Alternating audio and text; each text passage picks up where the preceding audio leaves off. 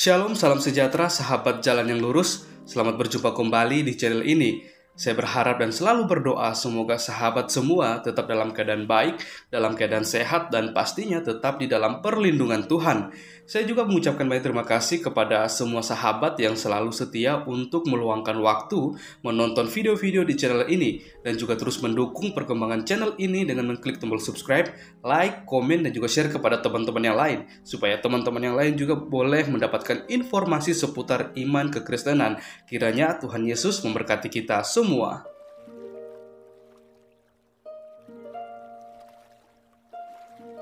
Puji nama Tuhan, saudaraku yang diberkati dan dikasihi oleh Tuhan kita Yesus Kristus. Di kesempatan kali ini kita akan bersama-sama melihat suatu diskusi atau debat yang sangat seru dan juga ini sangat menarik untuk kita simak.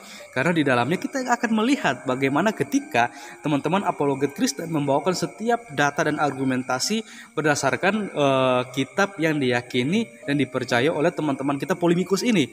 Karena kan kita melihat seringkali ketika mereka teman-teman polemikus ini membawakan data-data yang data-data dan juga argumentasi berkaitan dengan iman kekristenan, semuanya itu bisa dibantah dan dipatahkan oleh teman-teman apologet Kristen. Dan kita akan melihat apakah data-data serta argumentasi dari teman-teman apologet Kristen bisa dibantah oleh teman-teman polemikus ini. Maka dari itu, mari kita saksikan videonya dan Tuhan Yesus memberkati. Islam jangan kau pertontonkan di sini. Kenapa kau bawa akhlak Nabi saya? Saya tanya. Nabi saya tidak pernah mengatakan Yesus itu terkutuk. Paham? Saya tanya. Jadi kamu seenaknya mau bikin tipu-tipu di sini. Satu ayat siapa yang kamu tipu? Ngomong, kamu kan bertanya sama saya, jadi saya jawab. 1 Korintus 15 ayat 40 kau tipu tadi. Tidak begitu apa ayatnya. Saya tipu. Saya bacakan lagi samamu ya. Perhatikan, ini terjemahan baru. Mungkin kamu pakai terjemahan lain. Ya, ini terjemahan baru. Masalahnya ini hanya buku terjemah. Soalnya kitabku sudah nggak ada original teksnya, paham? Kitab ayatnya di mana, Bang? Coba. 1 Korintus 15 nomor 48 terjemahan baru terbitan tahun 1974. Saudara Billy, silakan baca. Oke, saya jelaskan. Billy, tenang. Santai. Erben sudah paham sebenarnya itu. Oke, cuman Erben kelebihannya bisa melilit lidah, Billy enggak. Silakan. Saya baca mulai dari ayat 44. Nah, ya. gitu. Orang Kristen gitu. Kalau udah ketabok satu ayat, satu perikop. Nanti satu kitab sekalian kamu baca. Masalahnya di Alkitab itu nggak bisa sepotong-sepotong baca. Saya paham, Bu. Saya paham. Tapi kan tadi awal bertanyanya saya, Yesus memanggil Bapa itu ayahnya atau penciptanya? Kalau dia dulu mau baca ayatnya. Billy, tenang dulu kau, Bill, tenang Iya, dulu. Bang Billy. Aku rukia dia malam ini, gak apa-apa, tenang. Gak usah kau kepanasan. Pertanyaannya ini pepesan kosongnya bagi saya. Asalkan dia mau mendengar aja. Saya baca ayat 44. Jika ada tubuh alamiah, maka ada pula tubuh rohania. Seperti ada tertulis, manusia pertama Adam menjadi makhluk yang hidup. Tetapi Adam yang akhir menjadi roh yang menghidupkan. Siapa yang disebut dengan roh yang menghidupkan? Itulah Yesus. Karena Yesus bangkit ke surga, naik ke surga itu dengan tubuh kemuliaan. Tubuh yang tidak dibatasi oleh darah dan daging. Tidak dibatasi. Tetapi yang mula-mula datang bukanlah yang rohania, tetapi yang alamiah. Kemudian barulah datang yang rohania. Ini berbicara nanti ketika manusia dibangkitkan. Kita, manusia dilahirkan orang tua kita, hakikatnya sama dengan orang tua kita, terbuat dari debu tanah, asalinya. Tetapi ketika Yesus datang membangkitkan semua orang, maka manusia memiliki tubuh kemuliaan, tubuh seperti malaikat. Itu mau disampaikan. Makanya tadi kan sudah saya bilang, 1 Korintus 15 ayat 35 sampai dengan 58. Ini berbicara kebangkitan tubuh yang akan dikerjakan Yesus di akhir zaman. Saya lanjut ya. Tetapi yang mula-mula datang bukanlah yang rohania, tetapi alamiah, betul. Kemudian barulah datang yang rohania. Manusia pertama berasal dari debu tanah, bersifat jasmani. Manusia kedua berasal dari surga. Manusia pertama, semua manusia memiliki hakikat yang sama dengan Adam, dari debu tanah. Tetapi ketika manusia itu sudah dibangkitkan, maka dia memiliki manusia rohani, roh, hidup, bukan lagi dibatasi tubuh dan daging dan darah. Itu jelas. Oke, saya lanjut ayat 48. Makhluk-makhluk alamiah sama dengan dia yang berasal dari debu tanah. Siapa itu? Adam. Ya, dan makhluk-makhluk rohani sama seperti dia yang berasal dari surga. Siapa yang berasal dari surga? Yesus. Adam dari debu tanah, Yesus dari surga. Semua manusia yang ditebus oleh Yesus nanti akan hidup seperti Yesus yang mulia. Oke. Ayat 49, sama seperti kita telah memakai rupa dari yang alamiah, demikian pula kita akan memakai rupa dari yang surgawi. Jelas sekali. Jadi di sini punya kemampuan membaca. Makanya Juma, kalau kamu membaca harus memahami yang kau baca. Jangan kau baca, kau hafal, ngerti nggak ngerti, baca hafal. Orang Kristen nggak kayak gitu. Orang Oke, Kristen sudah. itu baca, mengerti, renungkan, lakukan, imani, beritakan. Orang Kristen membaca Alkitab kalau tidak mengerti, tidak melakukan, tidak merenungkan, kolok-kolok. Jadi kamu itu bacanya itu. Jadi gini Bro Juma, kamu sama saya itu jangan dululah dialog. Belajar membaca yang baik dulu. Belajar memahami teks dalam konteks, memahami kalimat di dalam konteks. Itu Sudah. dulu yang harus kamu kerjakan. Kalau kayak gini, aduh. Coba kalau kasihan, kira-kira saya yang kasihan. sepanjang Kamu ini Bu sudah Noni tua. kira-kira tidur Tulis nggak ya? atas bawah, tapi kemampuan komprehensif di dalam membaca reading komprehensifmu nggak ada. Saudara Kristenku ini kasihan kali. Aduh. Kamu Itu duduk kau cantik bacakan dulu, di gini Erwin. Giliran Semua saya. muslim di seluruh dunia silakan kalian baca 1 Korintus Duduk 15 cantik, ayat 35 giliran saya. sampai 58. Itu Bung. berbicara tentang keadaan Budayakan manusia nanti adil, Bung. ketika dibangkitkan dari kematian masuk surga dalam keadaan mulia, tidak lagi mengenakan tubuh seperti sekarang, tapi tubuh kemuliaan. Udah, Oke, kau tanya apa dah. lagi? Oke, saya nggak perlu bertanya, cukup sekali itu aja yang saya tanya. Saya udah tahu poinnya. Ya, Erben, pahami. Yang saya tanya awalnya apa? Yesus itu memanggil Bapa, muatannya ayahnya atau penciptanya. Kamu katakan salah dua-duanya. Yang Iya, benar salah. adalah sumber. Bapak itu Oke, sumbernya. Berarti Bapakku yang di surga, sumberku yang ada di surga. Nah sekarang, alam semesta ini sumbernya dari mana?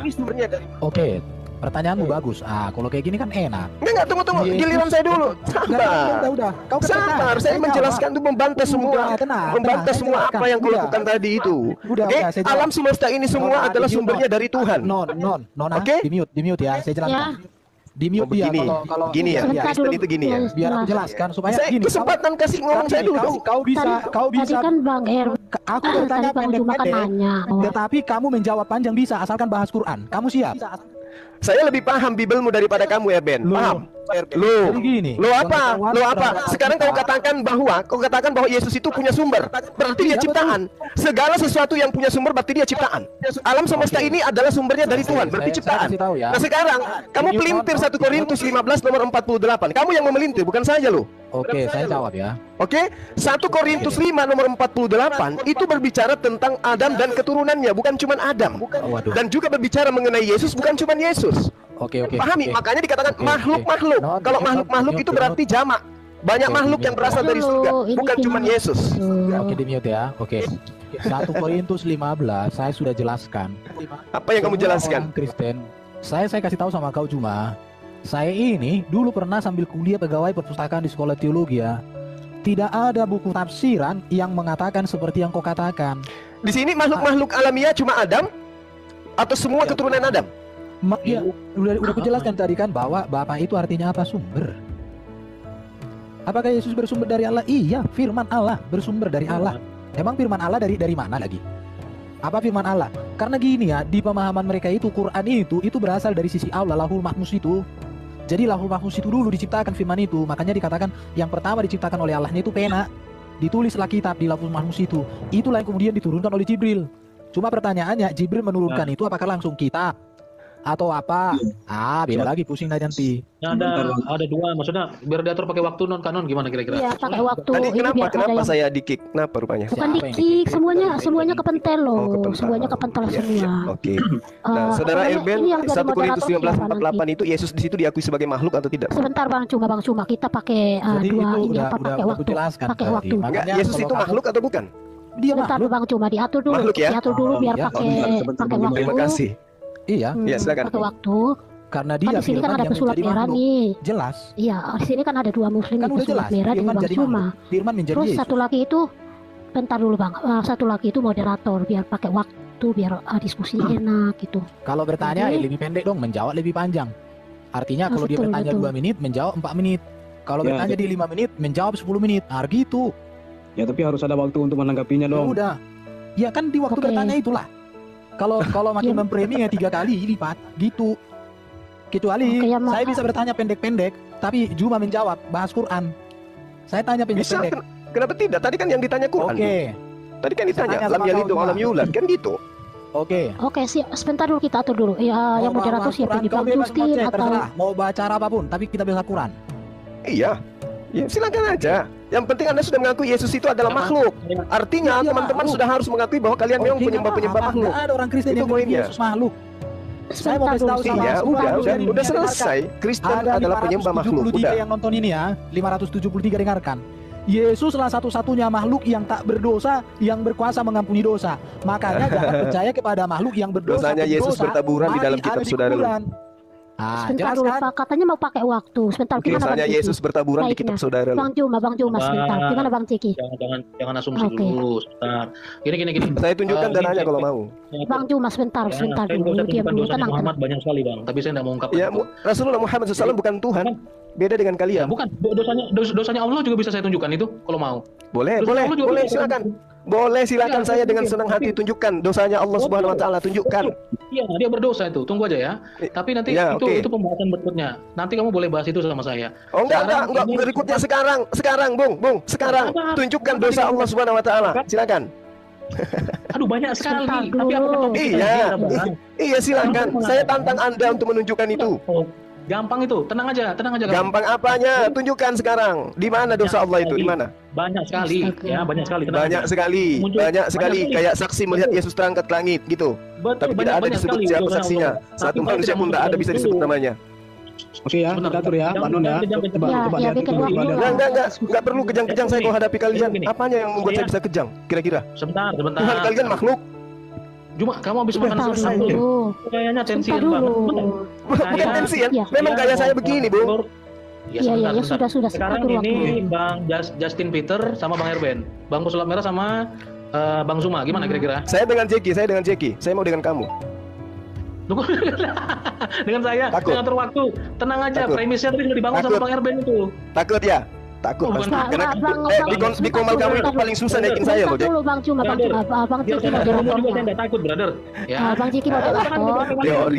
Gini. Saya Gini, berapa biar kali ada tampil di komalmu, kamu tidak pernah Bentar, memberikan saya. Kamu takut Biar malu ada di hadapan penjelasan jemaatku, juga. paham? Ustadz Tadi Abdul sedikit Somad kalau bilang naik juga hamba harus itu ngantri. punya dosa. Kalau ngerocos saya kick juga Ustadz Abdul Somad. Harus ngantri. Enggak, Gini. karena kamu Saya- takut dipermalukan di jemaatmu. Itu aja poinnya. Aduh, mempermalukan. Kamu juga satu majelis Udah, juga tentukan- nggak? tentukan Satu kapan majelis kamu mau juga head to head nggak? dengan saya. Ini. Ini kapan Tenang aja. diskusinya?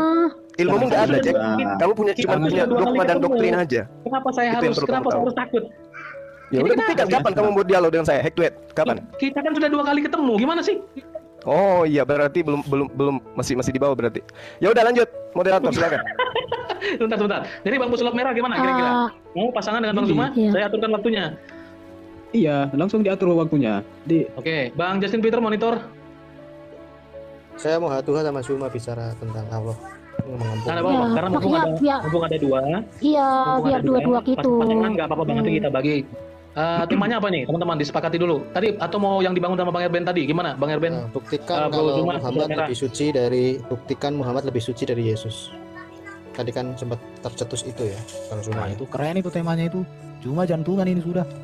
Ya nggak apa-apa, silakan Waduh, aja, disepakati. nggak masalah. Disepakati Yang dulu. penting, Justin, yang penting kamu bisa tunjukkan data apa saja yang dilakukan oleh Yesus pada saat usia 13 tahun sampai 29 tahun. Dosa Berani nggak kamu?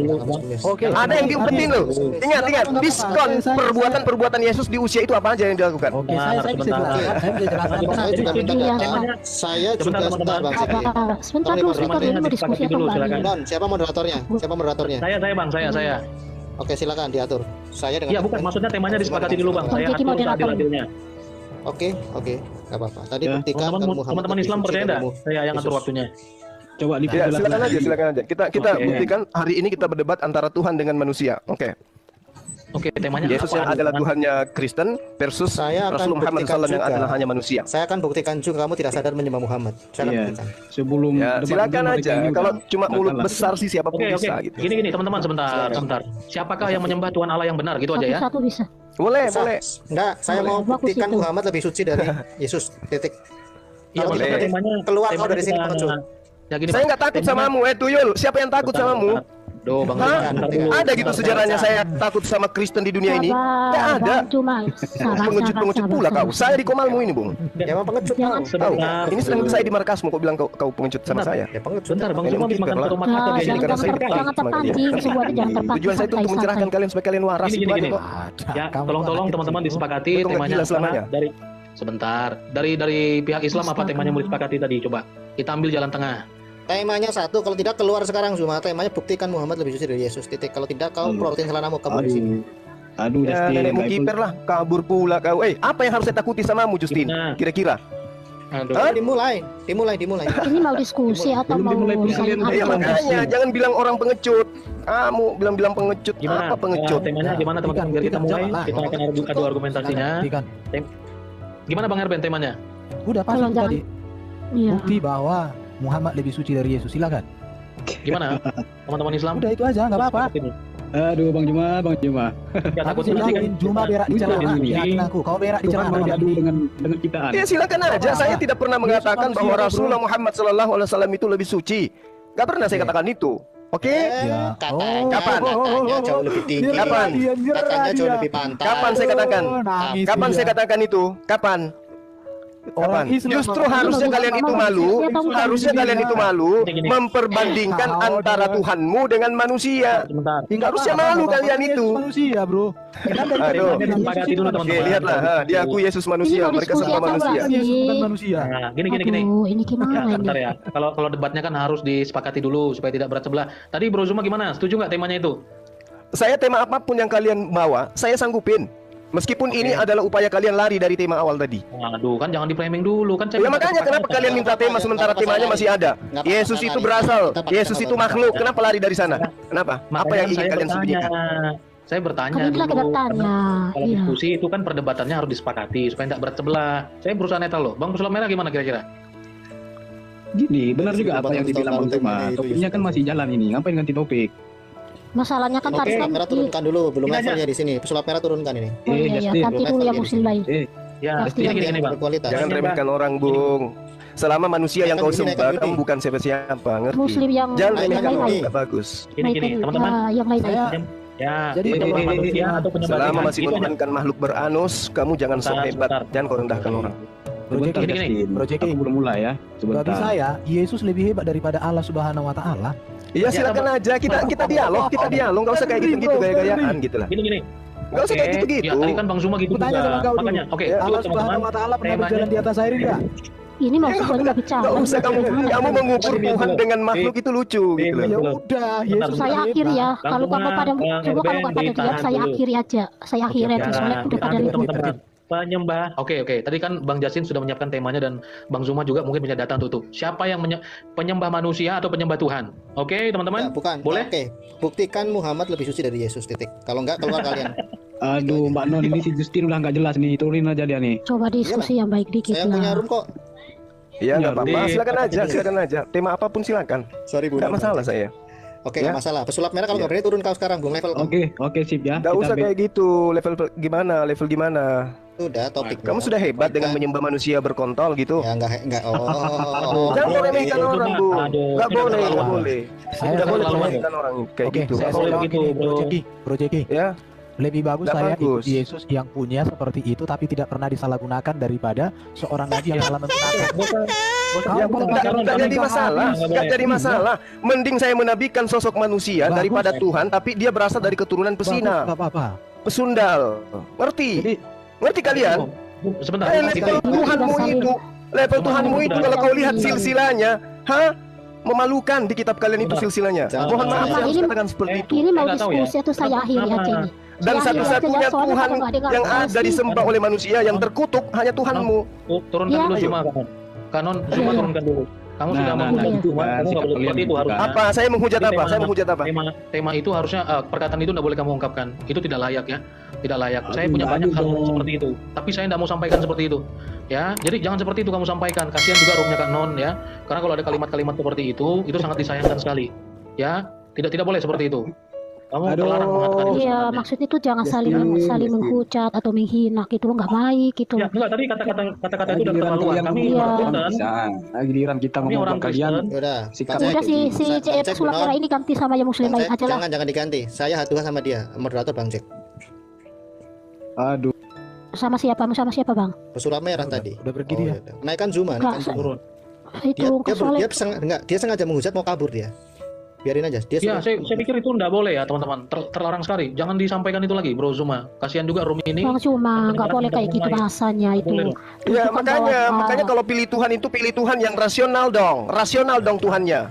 Ini udah mulai ke ini lah. Kalian itu cuma bisa menghujat tanpa bisa lihat data dari keimanan kalian sendiri gitu. Hanya bisa menistakan agamanya orang. Sementara kamu tidak sadar sembahanmu itu kayak apa gitu. Katanya tadi Tuhan punya dosa, Allah punya dosa. Ya udah silakan Anda bahas. Bang Jack. Ini gimana? Ini mau diskusi atau gimana sih dari tadi? Dari tadi kok pada nggak diskusi sampai Nggak boleh begitu. Saya kan mau jadi moderator. Masa kamu, aduh, nggak boleh begitu, Zuma. Masa saya yang lebih muda memberitahu kamu ada kata-kata yang perlu disensor yang enggak, gimana sih? Iya, rasanya itu. Harus saling menghargai. Gimana, Bang Jason Filter? Temanya tadi bagaimana itu? Ya, kalau Anda itu ingin dihargai, tolong kalian belajar untuk menghargai orang gitu. Anda tadi memulai premisnya banyak sekali dengan kata-kata yang tidak benar. Kan apanya yang tidak benar? Coba tunjukkan ke saya yang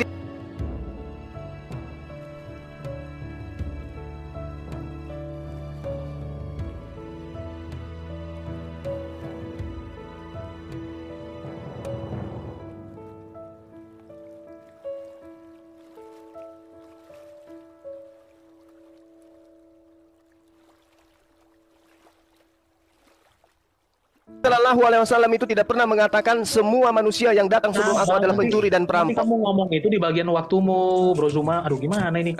Yesus mengatakan semua manusia yang datang sebelum aku adalah pencuri dan perampok. Berarti dia mengatakan Maria yang melahirkan dia itu adalah pencuri dan perampok.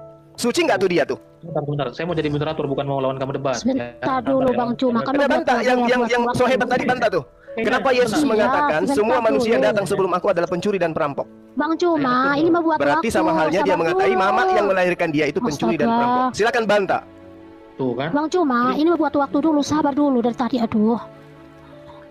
Ada waktu di depan saya, tapi jangan bicara dulu sebelum saya menyampaikan gitu loh. Tenang dulu, sobat. Ya. Sebentar, saya atur. Jadi disepakati ya temanya.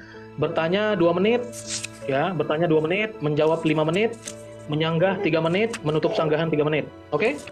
Nggak usah 3 menit aja mau digunakan untuk bertanya menjawab gitu Bang, supaya karena kan dia kan tipenya dia kan polemikus gitu, jadi susah diajak dialog beradab gitu. Enggak apa-apa. Ini gini. Seperti yang biasa aja Bang, jadi bertanya 2 menit, menjawab 5 menit, menanggapi 3 menit, tutup tanggapan 3 menit dari sebelah. Oke Bang ya? Naikkan satu lagi muslim tuh supaya dia agak oh ya, yang muslim siapa lagi naiklah biar ini adil lah. Ya, yang mana itu yang muslim? Selalu semuanya ya. Aku naikin muslim satu lagi. Siapa ini yang muslim, tolong naik ya, biar adil. Oh Yuni belum masuk Bang. Ntar dulu. Dedi Wijaya. Oh Dedi Wijaya, ntar dulu saya cari. Selalu aja ya. Belum masuk. Jadi saya nggak tahu mana dia muslim. Ada Farhan.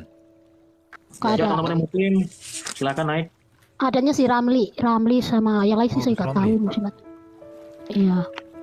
Tolong yang muslim komen dong, biar aku naikin. Oh, Nandar gak masuk soalnya. Waktunya saya tampilkan bro, tenang aja kalau sudah mau dimulai. Saya tampilkan. Iya, ya muslim tolong komentar dong, kirim permintaan naik temani Bang Cuma. Maksudnya biar dua-dua gitu. Topik yang sangat. Kirim permintaan ya muslim. Oke, teman-teman silakan. Yang muslim, Bang Moza itu mau naik itu. Silakan. Moza, oke. Oh ya aku udah terima ya. Tapi kita tanya kompetensi dulu teman-teman, jangan sampai maksudnya Bang Zuma bersedia tidak seperti itu. Aku takutnya berbeda. Bang Moza, monitor. Halo. Oke, ini silakan Bang Zuma diinterogasi dulu. Mau berpasangan nggak dengan Moza? Ya terserah aja, saya sendiri atau 2 orang juga terserah, sama aja pun. Oke, terserah. Moza siap mendampingi Bang Zuma? Siap ya? Siap. Buat Bang Zuma, I love you. Ya, thank you. Oke, Moza sudah siap. Baik, teman-teman, kita akan mulai ya. Sebentar, waktu akan saya tampilkan di sini. Dimulai dari siapa dulu? Ya, silakan Saudara Justin yang duluan. Baik. Berapa menit? Oke. Opening atau apa? Bang Justin, Bang Erben, terus Bang Tiki moderatornya, terus Bang Cuma dan Moza. Oke. Boleh opening statement 2 menit, boleh, silakan. Dimulai dari Bang Justin, open statement 2 menit, silakan. Baik, terima kasih ya, selamat malam. Jadi, terima kasih ke Bu Non dan Bang Jeki sudah meluangkan waktu ya untuk mengakomodir debat akademis teologis Islam Kristen antara Zuma dengan saya dan Pak Erben, dan ada muridnya Zuma, Moza ini. Katanya turunkan Moza ganti ini, mereka minta yang muslim lain aja katanya. Wait. Ya udah. Gimana Iya, teman-teman iya. sebentar? Jangan, orang tadi udah bilang I love you kok. Udah bilang I love you ke Zuma kok. Iya, mereka Ay, maunya yang ini. Jangan, dia Nggak apa-apa, pinter, kan? cerdas. Nggak apa-apa, bagus nih Moza. Keren dia. Oh ya udah, iya Udah silakan. I love you loh. Udah I love you levelnya tuh udah tinggi. Kalau I love you itu udah tinggi. Katanya Nah, Marcel cepat, Uci nggak loh, usah kita terlalu type-type. banyak timing. Cepatlah. Oke, silakan Bang Justin dilanjutkan. Ultraman mana saya nggak takut. Oke. Jadi gini ya, Abang Zuma dan Ultraman. Tadi ada statement Zuma mengatakan bahwa, dan bukan di sini saja ya, takutnya dia nanti nggak mengakui. Di berbagai tempat dia mengatakan Muhammad lebih segala-galanya daripada Yesus. Bahkan insiden sebulan lalu ya, kira-kira Allah yang perkasa adalah Muhammad. Nah, ini mengindikasikan bahwa Bang Zuma ini sangat meninggikan. Suara bro kecil bro. Ya, oke. Ya, ini sangat mengindikasikan kalau Bang Zuma itu sangat mengagungkan Muhammad. Ya, padahal pengagungan kepada manusia itu kan juga harus dipertanyakan. Apa boleh seperti itu dalam konsep tauhid? Kemudian itu yang ingin saya dialogkan dengan Zuma terkait cara pandang Zuma. Ya, saya tidak mengatakan Islam seperti Zuma karena belum tentu Islam itu seperti Zuma. Tapi cara pandang Zuma yang mengatakan bahwa Muhammad itu lebih daripada Yesus dan sebagainya perlu kita uji. Nah, nanti 1 menit Pak Erben ya. Terus yang kedua mengenai kekristenan. Kekristenan pada posisi yang sangat memuliakan Yesus. Karena Yesus bukan cuma pengusap, repot kalau pengusap Yesus. Masa tukang pijat sih? Di Alkitab kami kan tidak mungkin dong tukang pijat. Pengusap itu kan tukang pijat. Yesus Kristus itu di Alkitab kami, Nabi, Imam, dan Raja. Mesias sejati. Kami sangat memuliakan Yesus. Jadi, dusta apa lagi yang harus kalian berikan kepada kami? Tidak boleh, Ultraman. Silakan, Bang. Pak Erben. Oke. Apa statement dari teman-teman Muslim, silakan. Iya, Oh, tadi saya Anda pikir yang- dari setnya. Oke, sorry. Lanjut. Anda yang membawa kemudian narasi ya, yang perkasa. Kita lihat bukti aja. Keperkasaan Yesus itu apa? Yang bisa kita lihat sekarang ini, yang bisa dibuktikan. Yesus tidak bisa mengalahkan Yudas. Yesus tidak bisa menundukkan Bani Israel. Perkasa enggak dia? Tidak. Kan memalukan kalau gitu. Katanya dia adalah Allah perkasa. Tapi mengkristenkan Yerusalem nggak bisa. Justru Paulus yang mengkristenkan manusia. Yesus tidak pernah mengkristenkan satu manusia pun. Paham? Yesus menyuruh orang membaptis, tapi dia tidak pernah membaptis satu manusia pun. Terus perkasanya di mana? Raja damai katanya, tapi dia tidak bisa mengusir tentara Romawi dari Yerusalem. Damai apa dia? Ya, jadi mohon maaf saudara-saudara, saya akan menjelaskan Yesus berdasarkan Bible ya. Karena kalau berdasarkan Al-Quran, Nabi Isa alaihissalam itu adalah manusia. Dia adalah nabi, dia adalah rasul yang suci. Tapi kalau di agama kalian, Yesus itu adalah manusia terkutuk yang harus mati dengan cara terkutuk. Dan jagonya lagi dia tidak pernah mengatakan dirinya itu adalah manusia terkutuk. Tapi pendiri Kristen mengatakan bahwasanya dia mati dengan cara terkutuk di atas tiang salib. Kalau ada manusia matinya terkutuk, apakah itu boleh dikatakan suci? Apakah itu bisa dikatakan perkasa? Al-Quranul Karim mensucikan nama beliau, tapi di kitab Anda itu dijadikan sebagai tontonan lelucon. Ya, dengan matinya dia dengan cara terkutuk, maka orang Kristen melenggang. Aduhai, hidup di dunia dengan ketenangan karena ada yang Cukup. mewakili mereka. Cukup, Bang. Silakan. Oke, baik. Nanti sebenarnya temanya teman-teman saya tegakkan sekali lagi. Mengenai apa tadi, Bang Justin? Yang maksudnya belum disenggol tadi sama Bang Zuma.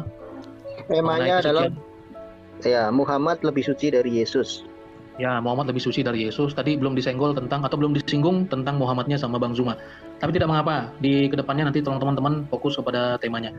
Baik, tadi opening statement sudah dari Bang Justin. Silakan dari Bro Zuma. 5 menit menjelaskan kesucian Muhammad lebih suci daripada Yesus. Saya persilakan 5 menit dari berbicara. Ya, baik.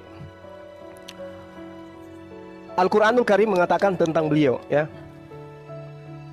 Misalnya, Qul in kuntum tuhibbunallah fattabi'uni yuhibbukumullah wa yaghfir lakum dzunubakum wallahu ghafurur rahim.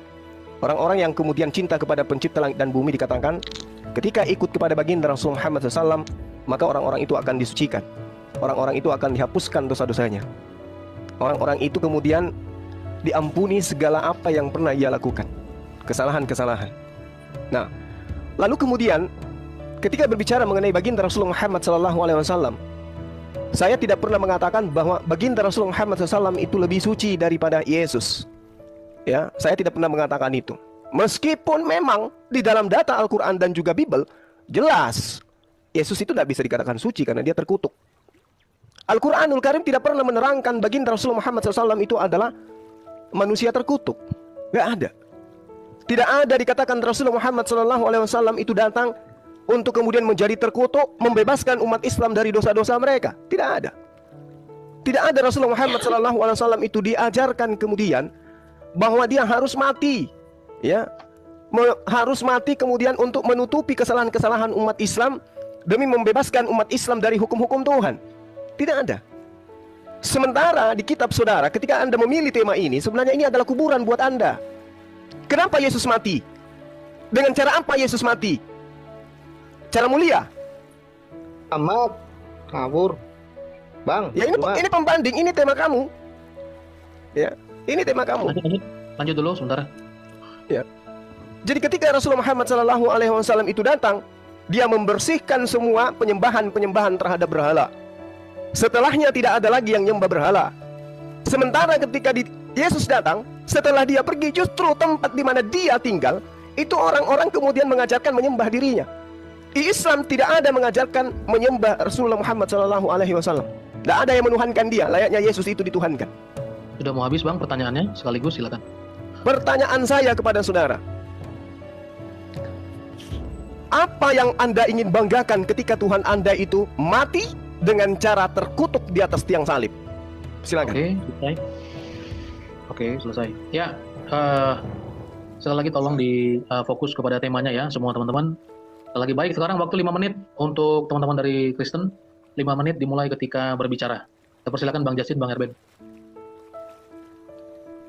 Atau saya dulu? Oke. Saya pakai waktu setengah ya. Jadi yang pertama ya, yang mau saya sampaikan, keperkasaan Yesus itu nyata di dalam ajarannya, di dalam mujizatnya, di dalam karyanya. Begitu banyak mujizat yang dilakukan oleh Yesus, bahkan Allah Subhanahu wa Ta'ala tidak pernah melakukan mujizat seperti itu di dalam Quran. Kalau Yesus tidak menjadikan orang Israel menjadi Kristen sampai hari ini, menurut saya juga Allah Subhanahu wa Ta'ala dengan Nabi Muhammad juga tidak menjadikan Israel menjadi Islam. Bahkan bangsa Israel dengan Islam sekarang ini masih clash. Artinya Bro Juma sedang mempertontonkan dia tidak tahu apa-apa, ya. Baru Yesus tidak pernah menjadikan orang Kristen katanya. Buktinya murid-murid Yesus ada 12, 70, 500 orang, itulah Kristen pertama. Dan sekarang jumlah Kristen di dunia ini juga masih sangat banyak. Oke, bagi orang Kristen, cara mati Yesus itu memang dengan cara terkutuk karena terhukum. Tetapi dampak dari kematian Yesus ini begitu besar bagi dunia sampai hari ini.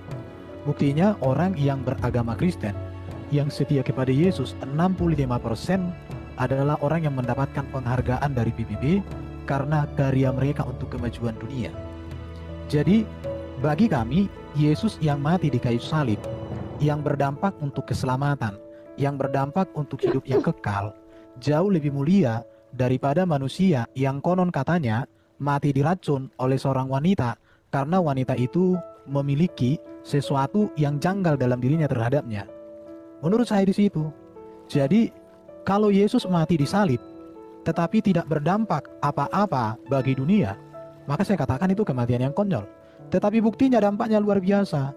Dan seorang pahlawan bisa saja mati teraniaya, tetapi dampak dari karyanya, orang lain dimenangkan, orang lain mengalami keselamatan. Jadi lebih bagus ikut kepada Yesus yang mati di kayu salib dengan cara terkutuk itu, tetapi untuk membebaskan manusia dari kutuk, daripada orang yang mati diracun, tapi tidak bisa membawa manusia masuk surga, bahkan dirinya sendiri tidak pasti masuk surga. Lanjut Bro Justin. Makasih Pak Erben. Saya akan buktikan dari Alkitab ya ketidakberdosaan Yesus. Suara saya jelas ya Bang Jeki ya? Bagus. Oke ya. Jelas. Oke ya. Siapkan imanmu bro ya. Tabahkan hatimu mendengarkan ini. Ibrani 4 ayat 15 ya. Sebab imam besar yang kita punya bukan imam besar yang tidak dapat turut merasakan kelemahan-kelemahan kita. Sebaliknya sama dengan kita, ia telah dicobai, hanya tidak berbuat dosa. Ingat ini ya, Yesus tidak berbuat dosa dari dalam dirinya. Pentobaan itu datang dari luar dirinya. Oke, kita lihat ya apa yang malaikat saksikan. Kamu kan umat yang suka kepada malaikat ya. Saya kasih ini ya. Tapi ini Gabriel yang sejati nih, bukan yang abal-abal nih ya. Ingat nih, ini Gabriel, Jibril, Lukas 1 ayat 35. Jawab malaikat itu kepadanya, Roh Kudus akan turun ke atasmu, dan kuasa Allah yang matinya akan menangis engkau, sebab itu anak yang akan kau lahirkan itu akan disebut kudus. Anak Allah. Ya, kita lihat kesaksian dari manusia. Kisah Rasul 4 ayat 27. Sebab sesungguhnya telah berkumpul di dalam kota ini Herodes dan Pontius Pilatus beserta bangsa-bangsa dan suku-suku bangsa Israel melawan Yesus, hambamu yang kudus. Kudus. Bro. Siapkan waktu bertanya, bro. Ya, kudus ya. Berapa detik lagi nih? Oke. Belum bertanya, Bang. Belum bertanya. Oke ya. Kemudian di Matius 27 ayat 19. Ketika Pilatus sedang duduk dan seterusnya, istrinya mengirim pesan kepadanya, jangan engkau mencampuri perkara orang benar ini, sebab karena dia aku sangat mencintai, dan seterusnya. Dia orang benar. Ya, bahkan maling aja tahu nih, maling. Oke. Cukup, Bang. Ya, oke lah, banyak lah kesaksiannya. Silakan kau renungkan. Oke, baik. Ditanggapi 3 menit, Bang Zuma, Bang Hadi Selebes, monitor suaranya dulu. Ya, bismillahirrahmanirrahim. Assalamualaikum warahmatullahi wabarakatuh. Oke, Waalaikumsalam. ya, 3 menit untuk menanggapi, dimulai dari waktu berbicara, silakan. Iya. Terima kasih Bunda. Iya. Saya mulai dulu. Baik. Iya, di dalam Al-Qur'an, wa ma arsalnaka illa rahmatan lil alamin. Tidak kami utus engkau wahai Muhammad menjadi rahmat untuk segala alam. Di dalam Bible mengatakan, aku tidak mengutus Yesus hanya untuk domba-domba yang hilang di Israel. Satu diutus sebagai nabi lokal, tetapi Nabi Rasulullah Muhammad SAW menjadi rahmat untuk seluruh alam. Ayat berikutnya, wa ma arsalnaka illa kafatan linnas, untuk seluruh manusia. Maka di dalam Al-Qur'an itu ya ayuhan nas berarti panggilan untuk seluruh manusia. Ya ayyuhallazina amanu, wahai orang-orang beriman, itu panggilan untuk kaidah-kaidah tertentu.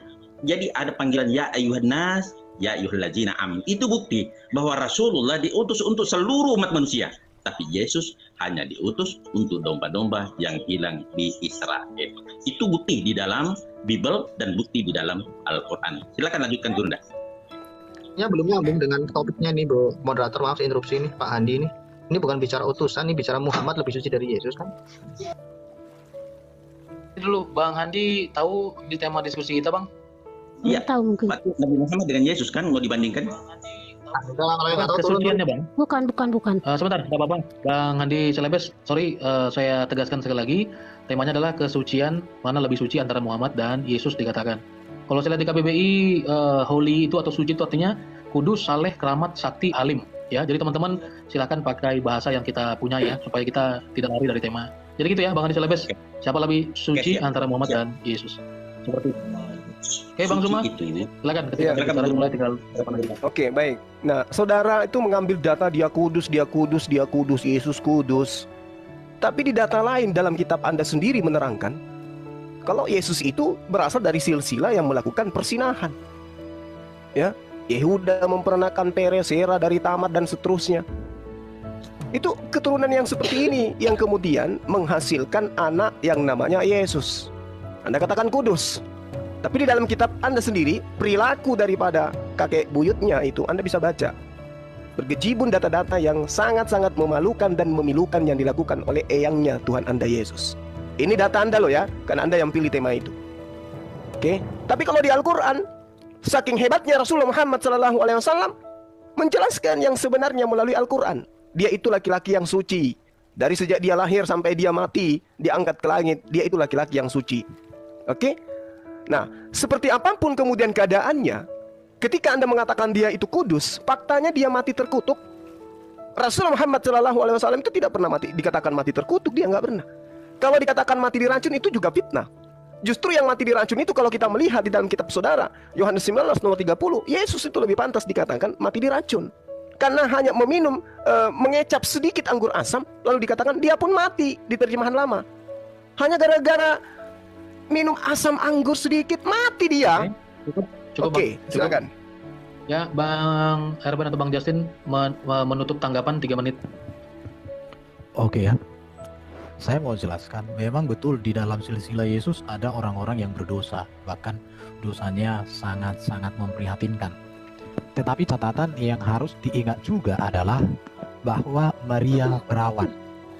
Artinya dia mengandung bukan karena benih biologis, tetapi silsilah itu supaya menjadi kegenapan janji Allah tentang Mesias yang memang harus datang dari garis keturunan Abraham melalui Ishak dan tepatnya Yehuda. Itu yang harus dipahami. Tadi dikatakan Yesus itu hanya untuk Bani Israel, kata Hindi Selebes. Tapi saya heran, di dalam kitabmu yang kau samakan dengan Isa, kau katakan dia terkemuka di dunia dan di akhirat. Saya jadi bertanya-tanya, jangan sampai dunianya Yesus bukan duniamu, akhiratnya Yesus itu bukan akhiratmu. Atau mungkin lagi halu, gak tahu juga aku. Baru tidak akan terjadi akhir zaman, kiamat, sebelum Isa datang menjadi hakim yang adil, membunuh babi, mematahkan salib, dan membunuh Dajjal. Apakah babi hanya ada di Israel? Apakah Dajjal hanya ada di Israel? Saya tidak tahu. Saya nggak ngerti apa yang kamu pikirkan. Yang berikut dikatakan sama Bro Zuma tadi, dia mengakui bahwa Yesus yang dia samakan dengan Isa sudah naik ke surga. Tetapi pada kenyataannya Nabi Muhammad itu sudah wafat, dikuburkan, dan belum ada catatan dia bangkit naik ke surga. Jadi terima kasihlah saya kepada Bro Zuma yang mengakui Isa sama dengan Yesus. Saya mengikuti pola pikirmu, dia sudah naik ke surga. Sedangkan Nabi Muhammad, dia wafat, dikuburkan, dan sekarang ini masih ada orang muslim yang ziarah ke makamnya. Bahkan kalau aku nonton TV, masih didoakan supaya dia diberikan tempat yang utama di surga. Itu setiap sholat maghrib dan lain-lain itu ya. Jadi itulah dulu yang mau kusampaikan sama semua pemirsa, sudah membuktikan memang bahwa Yesus itu lebih mulia daripada Nabi Muhammad. Jadi kalau dikatakan Muhammad lebih mulia daripada Yesus, menurut saya tidak tepat. Jadi ikutlah yang mulia, jangan yang hina. Ikutlah yang di surga, jangan yang masih meninggal. Ikutlah yang tak berdosa, janganlah ikut orang yang disuruh untuk mohon ampun dosanya yang sudah dilakukan dan yang akan dilakukan. Itu saja dari saya. Tambahkan Bro Justin, monggo.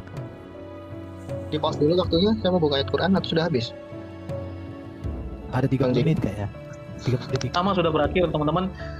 Sekarang waktunya teman-teman Kristen bertanya 3 menit, ditanggapi 5 menit. Pertanyaannya lebih spesifik lagi Bang, supaya kita lebih terarah seperti itu. Sedikit usul Bang, melebar ya. Gini, tadi kan saya kehabisan waktu karena saya buka-buka ayat. Kalau buka kan mereka tidak sama sekali, mereka sama sekali tidak pernah buka ayat. Usul saya begini, saran saya, kalau ada yang sedang buka ayat, di pause dulu waktunya, baru setelah kami menjelaskan itu baru.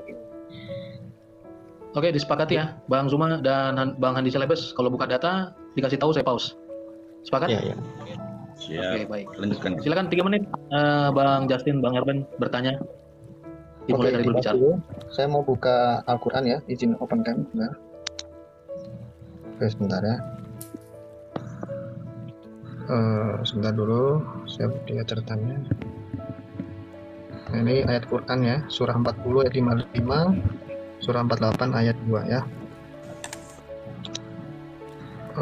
Oke, ini surah 47 dulu ya, surah Muhammad ya. Ayat 19, maka ketahuilah bahwa tidak ada Tuhan yang patut disembah selain Allah dan mohon ampun atas dosamu ya. Ini bicara kepada Muhammad ya. Terus kemudian surah 40 ayat, surah 40 ayat 55. Saya belum menjelaskan, saya baru bacakan, di pause dulu. Oke, surah 40 ayat 55. Maka bersabarlah kamu, sesungguhnya janji Allah itu benar dan mohon ampun untuk dosamu. Waktunya. Enggak, di pause dulu. Terus saya baru bacakan nih, surah 48 ayat 2.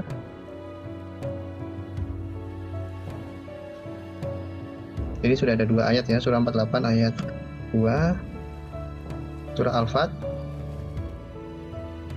Nah, agar Allah memberikan ampunan kepadamu dalam kurung siapa? Muhammad atas dosamu yang lalu dan yang akan datang.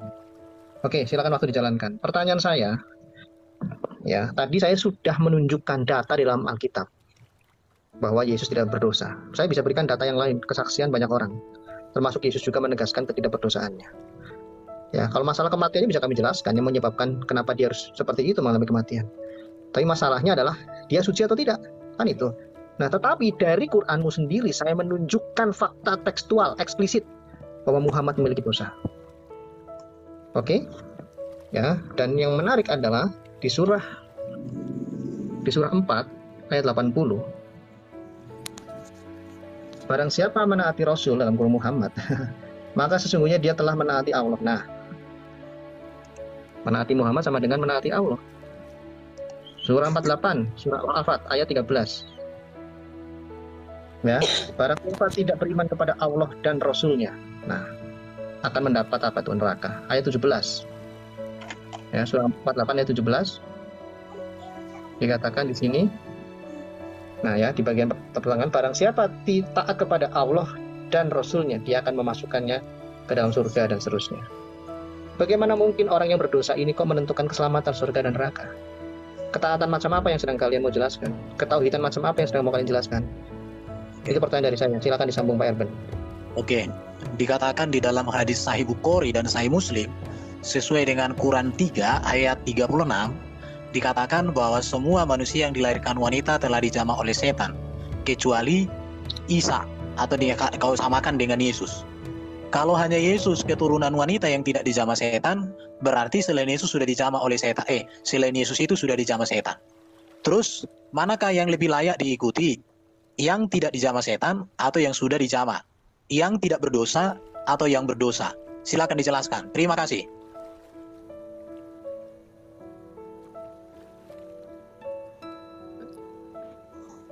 Cukup ya. Moderator? Oke. Iya. Ya.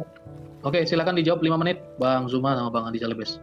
Dimulai ketika berbicara, silakan. Ya, sedikit Bung Zuma. Silakan. Jadi barangkali dia tahu bahwa sejak masih kecil Rasulullah Muhammad SAW sudah digelari Al-Amin. Tidak ada manusia digelari Al-Amin, artinya tidak pernah dusta. Dan itu berlaku nanti diangkat jadi Rasul, baru para kafir-kafir Quraisy itu baru mencabut itu. Artinya apa? Karena sudah tidak mengimani, utamanya Abu Lahab. Tidak mengimani, walaupun dia percaya pada suatu ketika bahwa kau akan dimakan oleh singa. Begitu dia ucapkan itu, dan apa yang terjadi? Betul itu terjadi, dia akan termakan oleh singa. Rasulullah tidak pernah berdusta, tidak pernah berbohong. Maka digelari Al-Amin. Tidak ada manusia satu yang pernah mendapat gelar dari Allah Al-Amin, orang yang dapat dipercaya.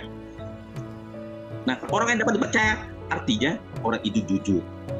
Nah, sifat seorang nabi dan rasul adalah tabligh, amanah, watonah, sidik. Jadi tabligh menyampaikan, amanah itu adalah apa yang disampaikan oleh Allah atau oleh Jibril. Dia sampaikan apa adanya. Sidik, orang yang percaya. Jadi ciri-ciri Nabi itu, semua Nabi sebenarnya seperti itu. Semua Nabi itu memiliki 4 sifat itu. Maka sifat-sifat itu melekat pada semua Nabi. Tentang ajaran untuk bertaubat. Ajaran untuk bertaubat pertanyaannya tadi.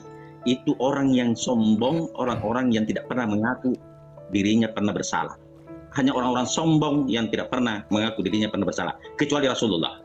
Karena Nabi-Nabi itu adalah orang-orang yang maksum, orang-orang terpelihara dari dosa. Sehingga Rasulullah termasuk orang-orang yang suci. Itu berdasarkan Al-Quran. Tetapi di Bible Anda, Matius 16:28, aku berkata kepadamu, sesungguhnya di antara orang-orang yang hadir di sini, ada yang tidak akan mati sebelum mereka melihat anak manusia datang sebagai raja dalam kerajaannya. Coba buktikan, siapa yang hidup sesuai dengan Matius 16:28. Silakan Guru dari Cambut. Iya. Jadi yang pertama, data yang Anda bawa dari Al-Quranul Karim. Mohonlah ampunan untuk dosamu. Bukan berarti Rasulullah Muhammad SAW itu berdosa. Tetapi dia dikasih garansi. Ya, dia dikasih garansi bahwasanya dosanya akan diampuni. Bukan berarti dia itu sudah memiliki dosa lantas kemudian dikatakan bahwasanya dia itu memohon ampun. Itu yang pertama. Kemudian ketika Rasulullah Muhammad SAW itu dikatakan dia itu memiliki dosa atau memiliki kesalahan seperti yang Anda ambil dari Al-Quranul Karim, fa'alam annahu la ilaha illallahu wastaghfir li zambika, bahwa tidak ada Tuhan selain Allah dan mohonlah ampunan atas dosamu dan atas orang-orang mukmin, dosa orang-orang mukmin, laki-laki dan perempuan. Ini artinya bahwasanya Rasulullah Muhammad SAW itu diberi kuasa kepada dirinya untuk memohonkan ampunan terhadap orang-orang mukmin dan orang-orang yang beriman, laki dan perempuan. Artinya ketika dikasih jalan untuk kemudian mohon ampunlah terhadap dosamu, itu bukan berarti dia punya dosa, tetap dikasih garansi oleh Allah bahwasanya ketika engkau memiliki dosa, maka mohon ampun, aku akan mengampuni dosamu. Kenapa dikatakan seperti itu? Supaya tidak ada orang yang menuhankan beliau. Artinya beliau Rasulullah SAW itu adalah manusia biasa, sama seperti makhluk yang lain. Jadi tidak bisa kemudian itu dia didudukkan sebagai Tuhan. Layaknya Yesus yang dianggap kudus, tapi fakta di dalam kitab saudara dia tidak kudus. Matinya pun terkutuk dia. Lahirnya saja sudah kayak begitu hinanya. Lahirnya di kandang. Begitu besar juga demikian adanya. Mati di atas tiang salib. Itu penghinaan apa lagi? Masih ada penghinaan yang lebih nista daripada itu? Tidak ada lagi penghinaan yang lebih nista terhadap Yesus selain apa yang diimani oleh teman-teman Kristen. Nah, ini saudara harus pahami dengan baik. Saya kira begitu ya. Oke. Waktu saya masih ada. Oke, makasih. Habis Bang, habis. Oke, ditanggapi 3 menit Bang Erben, Justin Peter dimulai ketika berbicara. Silakan. Ayo Bro Justin duluan. Oke ya, jadi saya sebenarnya saya mau buka ayat Alkitab, tapi terlalu banyak ya. Sedangkan mereka tidak sedikit pun menunjukkan ayat Quran mereka untuk menunjukkan, membuktikan kesucian Muhammad. Yang ada justru memalukan, maaf Bang Suma ya. Anda menggunakan tafsir bebas. Apa hak Anda memunculkan tafsir seperti itu? Saya lanjutkan ya, saya bacakan ayatnya ya. Kesaksian, bahkan Allah Bapa sendiri bersaksi ya. Matius 3 ayat 15 nih ya. Ini perkataan Yesus. Lalu Yesus menjawab katanya kepadanya, pada Yohanes Pembaptis, biarlah hal itu terjadi karena demikian sepatutnya kita menggenapkan seluruh kehendak Allah. Nah, artinya Yesus melakukan banyak hal termasuk dibaptis untuk pertobatan, bukan berarti Yesus berdosa. Sesudah ayat yang ke-16, sudah dibaptis Yesus keluar dari air, dan pada waktu itu juga langit terbuka dan ia melihat Roh Allah seperti burung merpati turun ke atasnya, lalu terdengarlah suara dari surga yang mengatakan, inilah anakku yang kukasihi, kepadanya lah aku berkenan. Setelah manusia berdosa tidak seorang pun berkenan di hadapan Allah secara hakikat kemanusiaan, semuanya najis berdosa. Dan kita ingat ya, kesaksian hukum Taurat tentang Yesus Kristus. Ingat, Yesus Kristus adalah korban bagi penebusan. Nah, di dalam Imamat 22 ayat 1, semua korban haruslah sempurna. Ini kau catat nih. Ya, kalau bicara milah Ibrahim, milah Musa kami jagonya. Bukan ngomong sunat, bukan. Ingat ya, kesaksian hukum Taurat tentang Yesus. Semua korban haruslah sempurna. Dan korban haruslah tidak bercelah. Keluaran 12 ayat 5. Keluaran 29 ayat 1, Imamat 4 ayat 3. Masih kurang. Ya. Korban penghapus dosa. Bicara itu yang terkudus, Imamat 4, Imamat 7 ayat 1 serta Lukas 1 ayat 35. Ini baru kesaksian hukum Taurat. Kesaksian Mazmur. Ya, mengatakan bahwa Mesias itu adalah korban bagi keselamatan kita. Mazmur 40 ayat 6. Kesaksian nabi-nabi banyak sekali. Tidak ada kesaksian nabi di Alkitab kami. Nabi itu punya istri sekian, punya ini, membunuh. Nggak ada bro. Kurang lagi kesaksian. Saya kasih kesaksian dari setan ini. Setan juga nggak segoblok-goblok amat. Mengaku Yesus itu yang kudus. Markus 21 ayat 24, Lukas 4 ayat 34. Bukan berarti kesaksian setan itu menjadi dasar iman kami. Tidak. Setan itu bagi kami goblok. Segoblok-gobloknya setan, makhluk tahu Yesus itu kudus. Ya, bahkan Islam pun, Quran pun bisa mengatakan Yesus itu, Isa itu tanda penyataan bagi dunia. Saya bisa buktikan itu. Masih ada berapa menit, Bung Jeki? Oke, cukup, Bang. Ya, makasih ya. Jadi Rasulullah Muhammad SAW itu diterangkan di dalam Al-Quranul Karim bahwasanya beliau akan mensucikan jiwa manusia. Sebutkan surahnya biar saya catat Bang, maaf saya potong. Suratnya. Ali Imran ayat 164. Oke, makasih. Ya, di situ sangat jelas dikatakan bahwasanya sungguh Allah dalam memberi karunia kepada orang-orang beriman kepada Allah, mengutus seorang rasul di tengah-tengah mereka dari kalangan mereka sendiri yang membacakan kepada mereka ayat-ayatnya, mensucikan mereka dan mengajarkan mereka kepada kitab dan hikmah meskipun sebelumnya mereka benar-benar dalam kesesatan yang nyata. Dia datang untuk mensucikan. Oke, itu yang pertama. Kemudian di dalam surah Al-Jumu'ah ayat 2, di situ diterangkan lagi, dialah yang mengutus seorang rasul kepada kaum yang buta huruf dari kalangan mereka sendiri, yang membacakan kepada mereka ayat-ayatnya, mensucikan mereka dan mengajarkan kepada mereka kitab yang hikmah, meskipun sebelumnya mereka benar-benar dalam kesesatan yang nyata. Sesuatu yang suci dipakai mensucikan itu udah pasti satu paket. Tapi sesuatu yang kotor dipakai mensucikan tidak mungkin. Air yang kotor dipakai mensucikan itu nggak mungkin. Tapi air yang bersih dipakai mensucikan itu udah pas. Anda mengatakan Yesus itu suci, kudus, tapi sayangnya dia dibaptis, menandakan dia mengalami pertobatan. Dari apa? Kenapa dia dibaptis? Karena dia betul mengatakan beberapa data bahwa dia mengatakan hari ini juga engkau bersama aku di Firdaus. Tidak terbukti. Oke, dia mengatakan segala manusia yang datang sebelum aku adalah pencuri dan perampok.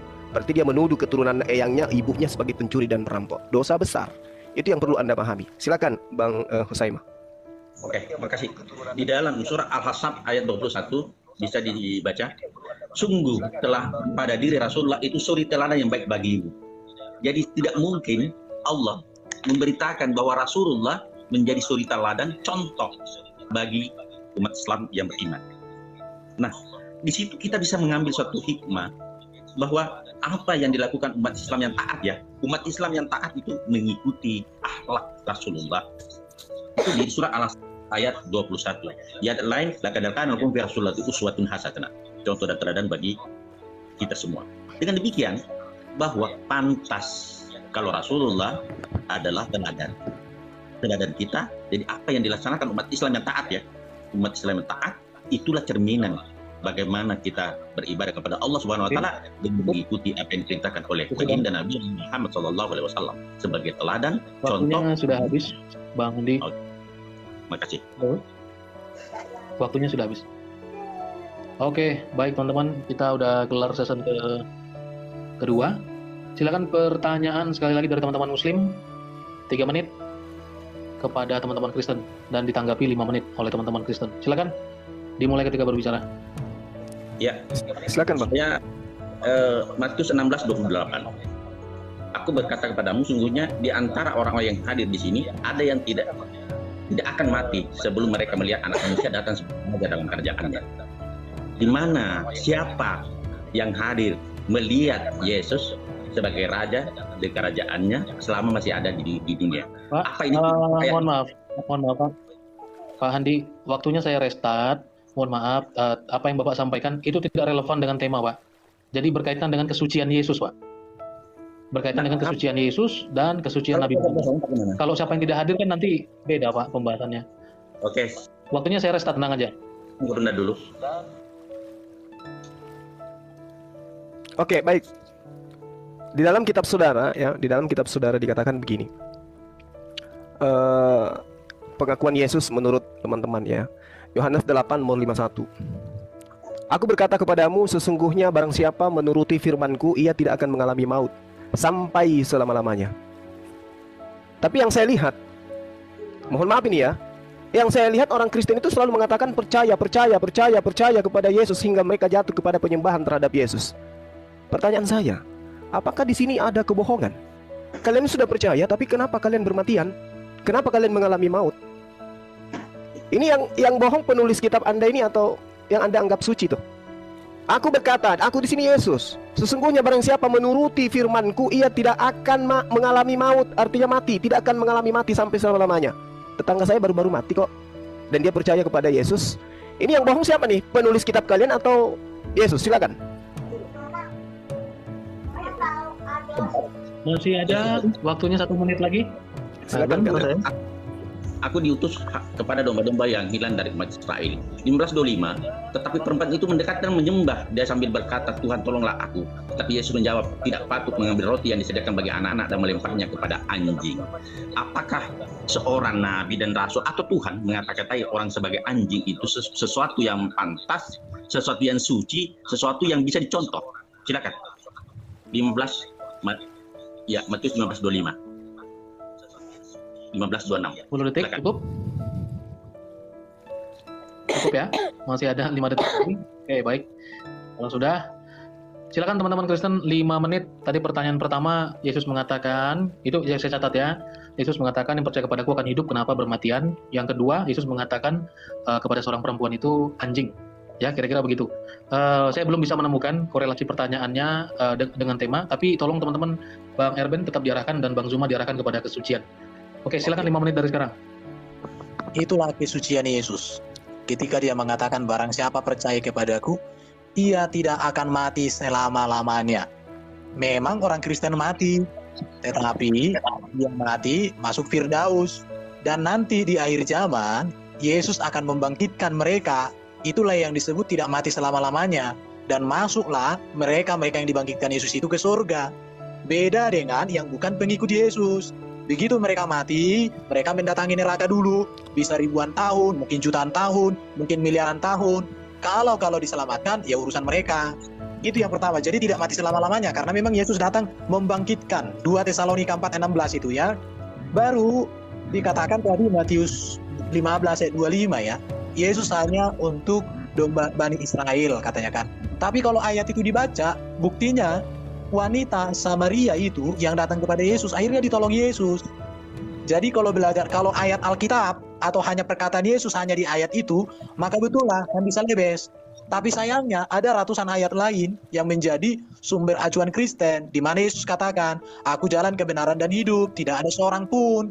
Baru dikatakan karena begitu besar kasih Allah akan dunia, sehingga mengaruniakan anak yang tunggal. Dunia loh, bukan hanya orang Israel. Baru Yesus juga bilang, beritakan Injil kepada segala bangsa.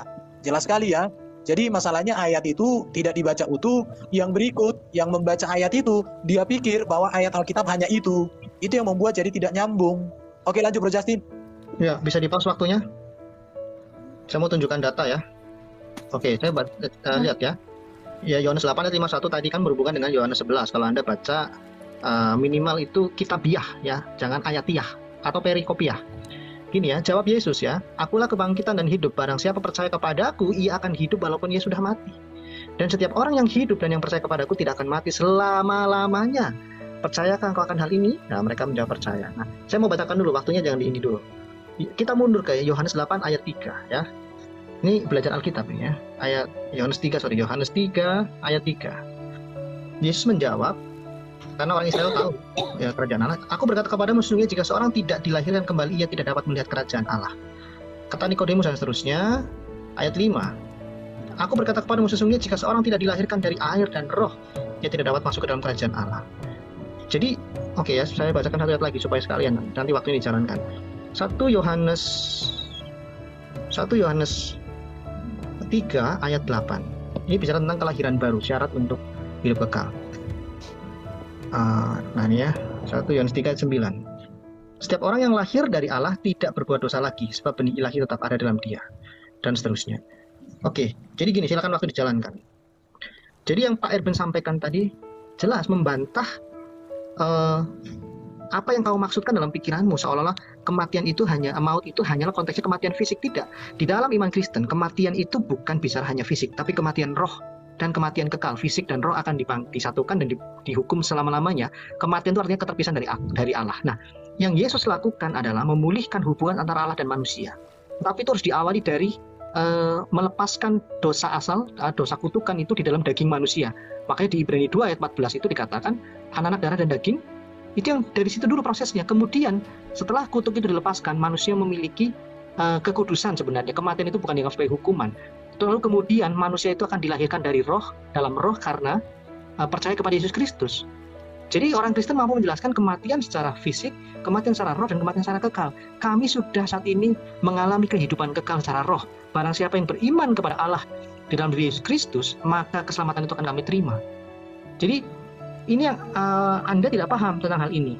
Nah, kalau bicara tentang yang tadi ya, yang Pak Handi, saya pikir tidak perlu saya tanggapi karena terlepas dari konteks ya. Nanti mungkin Pak Handi bisa direct message atau bikin sesi terpisah, kita akan jawab masalah itu. Jadi itu saja dari saya jawabannya. Jadi bro, jadi ketika Yesus mengatakan wanita itu anjing kan, memang bagi orang Yahudi, orang Samaria itu dianggap anjing. Justru peristiwa itu membuktikan bahwa anggapan orang anggapan orang Yahudi kepada orang Samaria itu sebagai anjing dipulihkan oleh Yesus dengan panggilan kemudian ibu. Jadi Yesus sedang memulihkan bahwa orang Samaria itu dipandang berharga oleh Yesus. Oke ya, jadi itu harus dipahami sama Bro Selebes itu. Kemudian ayatnya itu harus dibaca seterusnya, di mana Yesus memanggil wanita itu sebagai ibu. Hai ibu besar imanmu. Oke, saya pikir sudah.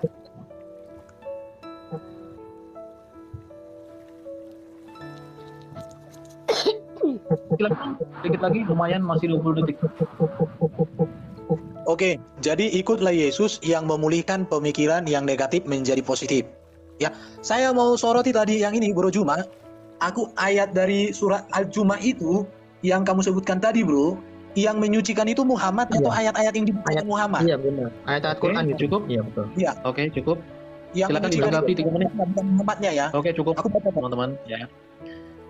Oke, Bro Zuma dan Bang Hadi Celebes 3 menit menanggapi, silakan. Baik.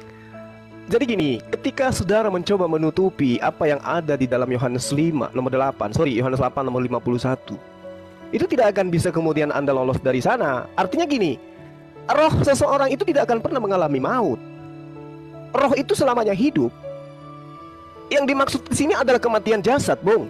Makanya di original teksnya itu sangat jelas dikatakan Thanaton. Thanaton itu kematian yang merujuk kepada daging, kepada manusia, kepada makhluk anak keturunan Adam. Aumeteorese artinya selama-lamanya kamu tidak akan pernah melihat kematian. Kematian apa Anda katakan? Kematian jasad. Kristen mati jasadnya. Kematian roh. Lah semua orang tidak akan pernah mati rohnya. Jangan Anda pikir orang masuk ke liang lahat itu rohnya juga mati. Tidak. Tetap aja hidup. Jadi ini saya katakan kepada saudara, Yohanes 8 nomor 51, yang berbohong di sini orang yang Anda katakan kudus itu atau penulis kitab saudara. Kalau yang Anda katakan kudus itu yang berbohong, berarti dia tidak kudus lagi, makanya dibaptis. Aku berkata kepadamu, sesungguhnya barang siapa menuruti perkataanku, ia tidak akan mengalami maut sampai selama-lamanya. Anda katakan maut dalam arti rohani. Rohani itu tidak pernah mati, Bung. Jadi mati yang dimaksud sini adalah jasad, tapi faktanya Kristen bermatian. Siapa yang pembohong, siapa yang pendusta? Silakan Kanda. Saya mengambil ayat itu bahwa akhlak seseorang menjadi teladan, saudaraku. Jadi akhlak seseorang kalau sudah dalam konsep binatang itu kasar. Beda keras dengan kasar. Kalau sudah mengambil kata-kata binatang, anjing, babi, itu sudah kasar. Itu tidak pantas untuk diucapkan seorang yang dijadikan panutan dan teladan. Jadi, kalau saudara mengatakan suci, Wanda, tidak. Di situ sudah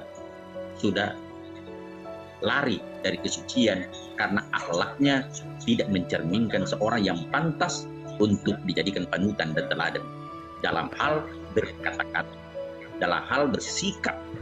Nah, seperti itulah faktanya, bahwa kesucian itu bukan hanya dicerminkan dari apa perbuatannya, tetapi perkataan pun bisa kita lihat dari seseorang. Kalau seseorang ucapannya itu anjing, babi dan sebagainya, itu membuktikan siapa karakternya siapa itu yang diambil. Nah, seperti itu, maka kesucian akan jelas. Waktunya sudah habis.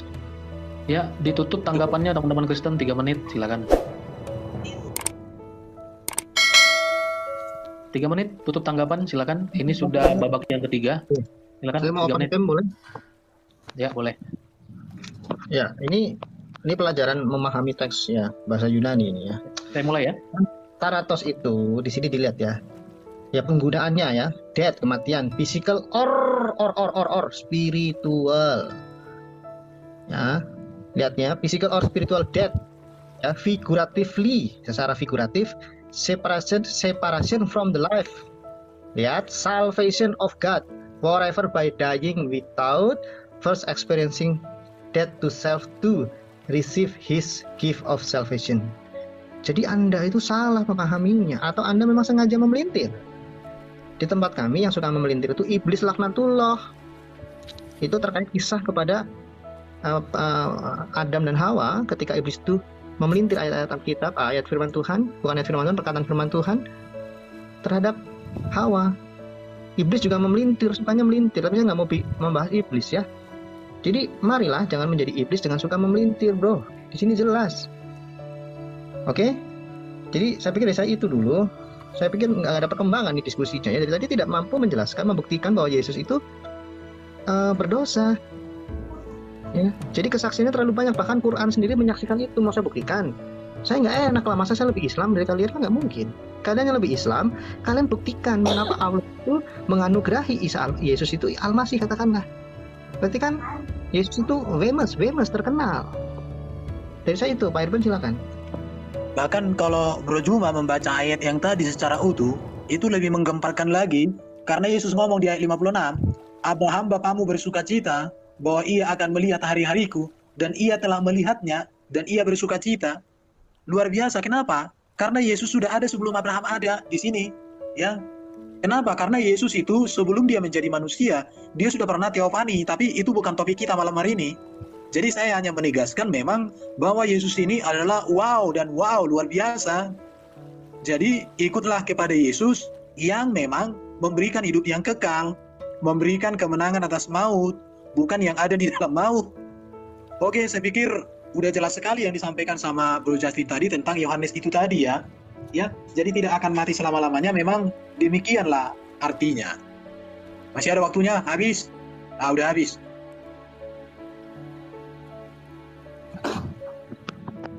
Oke. Udah. Ya, baik teman-teman. Ya, tiga season atau 3 babak sudah berlangsung.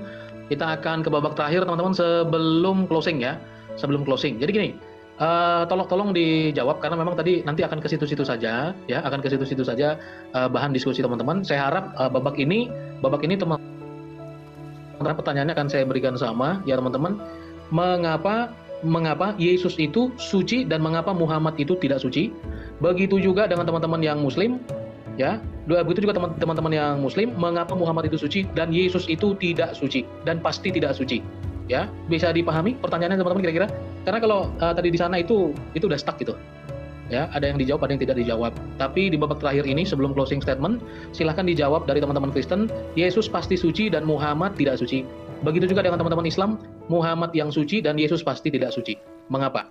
Oke, teman-teman, bisa dipahami, Bang Erben? Bang Ya, sebagai babak bisa bang. Ya, saya bisa memahami, tapi saya juga ingin ke moderator, saya bicara moderator, tolong lebih adil, karena kami sudah belasan ayat, bahkan lebih dari 20 ayat kami kasih memberikan ke mereka, membuktikan bahwa Yesus itu tidak berdosa, tidak ada fakta teks itu. Mereka tidak satupun mampu mengimbangi kami, masa cuma 1 ayat.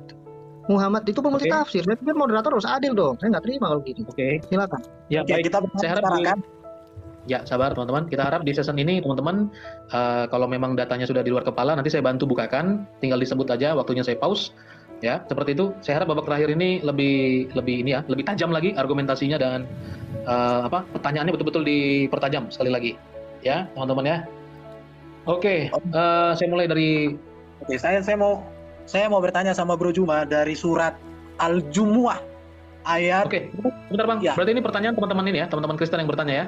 Ya, dari surat Al-Jumu'ah nomor 62 dikatakan begini Bro Jum. Dialah yang mengutus seorang rasul kepada kaum yang buta huruf dari kalangan mereka sendiri, yang membacakan kepada mereka ayat-ayatnya, menyucikan jiwa mereka, dan mengajar kepada mereka kitab dan hikmah, meskipun sebelumnya mereka benar-benar dalam kesesatan yang nyata. Yang mau saya konfirmasi dari Bro Juma, yang menyucikan orang-orang itu Muhammad atau ayat-ayat suci yang disampaikan oleh Muhammad atau dibacakan Muhammad. Karena Muhammad juga ada yang mengatakan nggak bisa baca, tapi di sini disebut membacakan.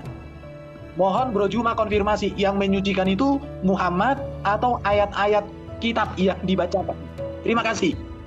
Ya, pertanyaan kedua. Tadi saya juga mau nanyakan itu ya. Oke, makasih Pak Arben. Pertanyaan kedua, di dalam Sahih Muslim buku 4, hadis nomor 1212. Di sini dikatakan ya, ketika Aisyah melaporkan Nabi suci. Ini saya pakai Google Translate ya dari hadiscollection.com. Semoga damai pesertanya. Ini saya bacakan dulu data, mau di-pause waktunya. Memasuki rumah saya ketika seorang wanita Yahudi bersama saya dan dia berkata, "Tahukah Anda," maksudnya Muhammad ya, "bahwa Anda akan diadili di kuburan utusan Allah?" Semoga ada yang gemetar dan seterusnya, dan berkata, nah ini Muhammad berkata nih, hanya orang Yahudi yang akan diadili. Aisyah berkata, kami melewati beberapa malam dan kemudian Rasulullah berkata, tahukah kamu bahwa telah diwahyukan kepadaku? Nah, ini Muhammad. Kamu akan diadili dalam kubur. Nah, Allah berkata kepada Muhammad kan? Kemudian Aisyah berkata, saya mendengar Rasulullah. Jadi Allah berkata kepada Muhammad, dia akan diadili, silakan jalankan waktunya. Dan ada hadis-hadis lain mengatakan hal tersebut. Muhammad juga akan diadili. Jadi ini kan jelas ya. Kalau tadi di ayat Al-Quran ada juga mengatakan Muhammad itu memiliki dosa, kan seperti itu secara literal. Jangan pakai tafsir Al-Zuma dong, nggak boleh dong Mas Zuma.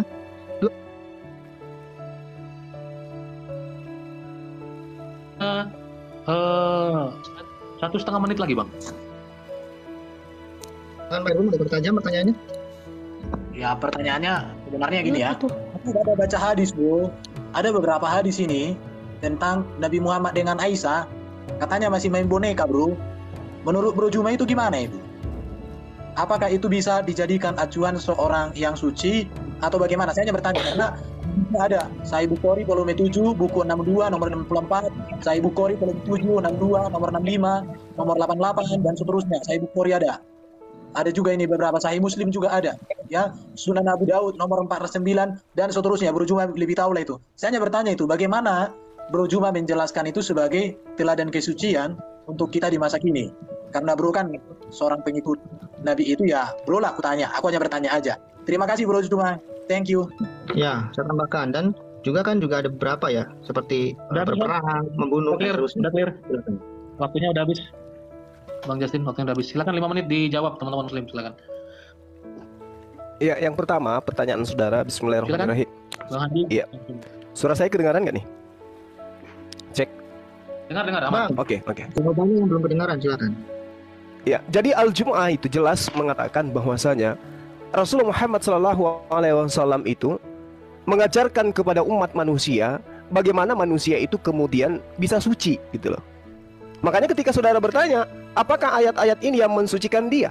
Yang mensucikan di sini adalah Allah Subhanahu wa taala. Karena hanya Allah yang kemudian yang menentukan seseorang itu suci atau tidaknya seseorang. Tapi melalui siapa? Melalui perantaraan baginda Rasulullah Muhammad SAW. Makanya diterangkan di dalam surah Ali Imran ayat 31, "Qul in kuntum tuhibbunallah fattabi'uni." Maka ikutilah aku. Apa akibatnya mengikuti Rasulullah? Allah akan mengampuni dosa-dosa manusia. Ketika manusia itu diampuni dosa-dosanya, maka dia disucikan.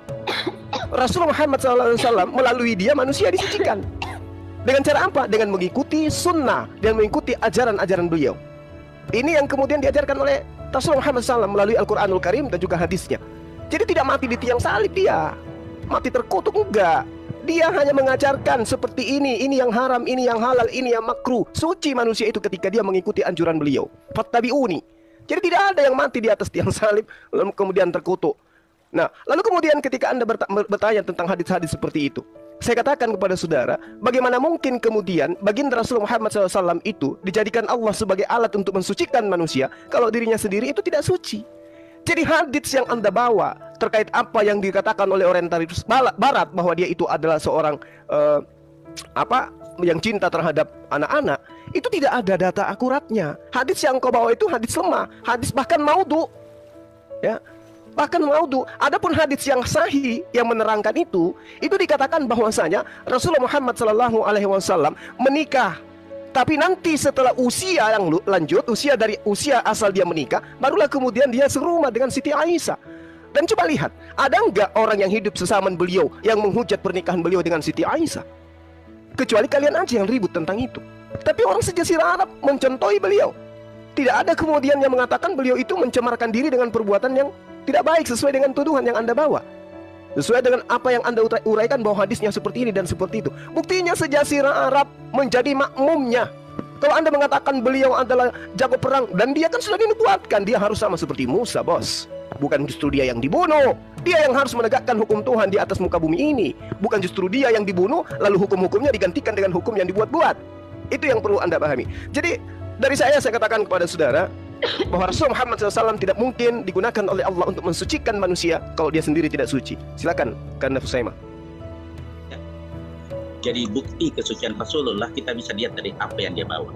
Al-Quranul Karim sebagai satu tuntunan umat Islam sekarang ini. Jadi apa yang dikatakan Rasulullah? Dalam satu hadis Aisyah radhiyallahu mengatakan bahwa Rasulullah SAW adalah Al-Quran yang berjalan. Jadi kalau mau tahu siapa baginda Nabiullah Muhammad SAW, lihat Al-Quran. Dan Rasulullah juga mengatakan, aku tinggalkan 2 perkara, Al-Quran dan hadis. Apabila Anda tunduk kepada keduanya, Anda tidak akan tersesat. Jadi Al-Quranul Karim sebagai bukti apa yang dibawa, sebagai bahan, sebagai tuntunan bagi kami. Nah, bagaimana kira-kira orang yang membawa itu ketimbang kita sekarang umatnya? Tentu jauh lebih suci daripada kita. Seperti itu.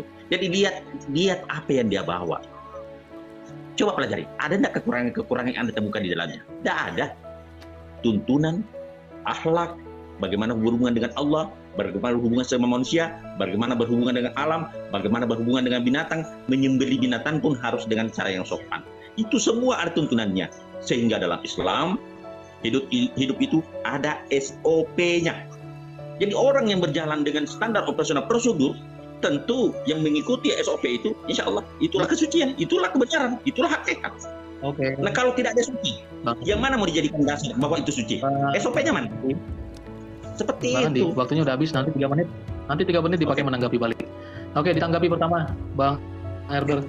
Lewat waktunya 10 detik, nanti saya bayarkan. Nggak apa-apa, silakan. Dari surat Al-Jumu'ah 62 itu, apa yang disampaikan Bro Juma bertolak belakang dengan tafsir ringkas Kemenak, tafsir Ibnu Katsir, tafsir Al-Jalalain, bahkan tafsir Quraisy Shihab. Jadi saya jadi bertanya-tanya ya, jangan-jangan Bro Juma ini nggak membaca, asal ngomong aja. Karena di dalam 4-5 tafsir yang saya baca ini mengatakan yang menyuci itu bukan Nabi Muhammad, tapi ayat-ayat yang dibacakan itu. Karena Nabi Muhammad itu hanya pengantara, bukan yang menyucikan. Ibaratnya jual nasi goreng, yang membuat kenyang itu nasi gorengnya, bukan yang mengantar nasi goreng itu yang bikin kenyang. Jadi Bro Juma, yang menyucikan itu ayat yang disampaikan, bukan alat yang menyampaikan. Itu tafsirnya ini nih. Ini aku baca loh Bro Juma. Jadi waktu tadi Bro ngomong itu, ini Bro Juma ini ngomong dari mana ini? Aku pening juga lihat dia ngomong. Tapi kalau berbicara tentang Aisyah tadi itu ya, ini ada Bro ini catatan-catatannya.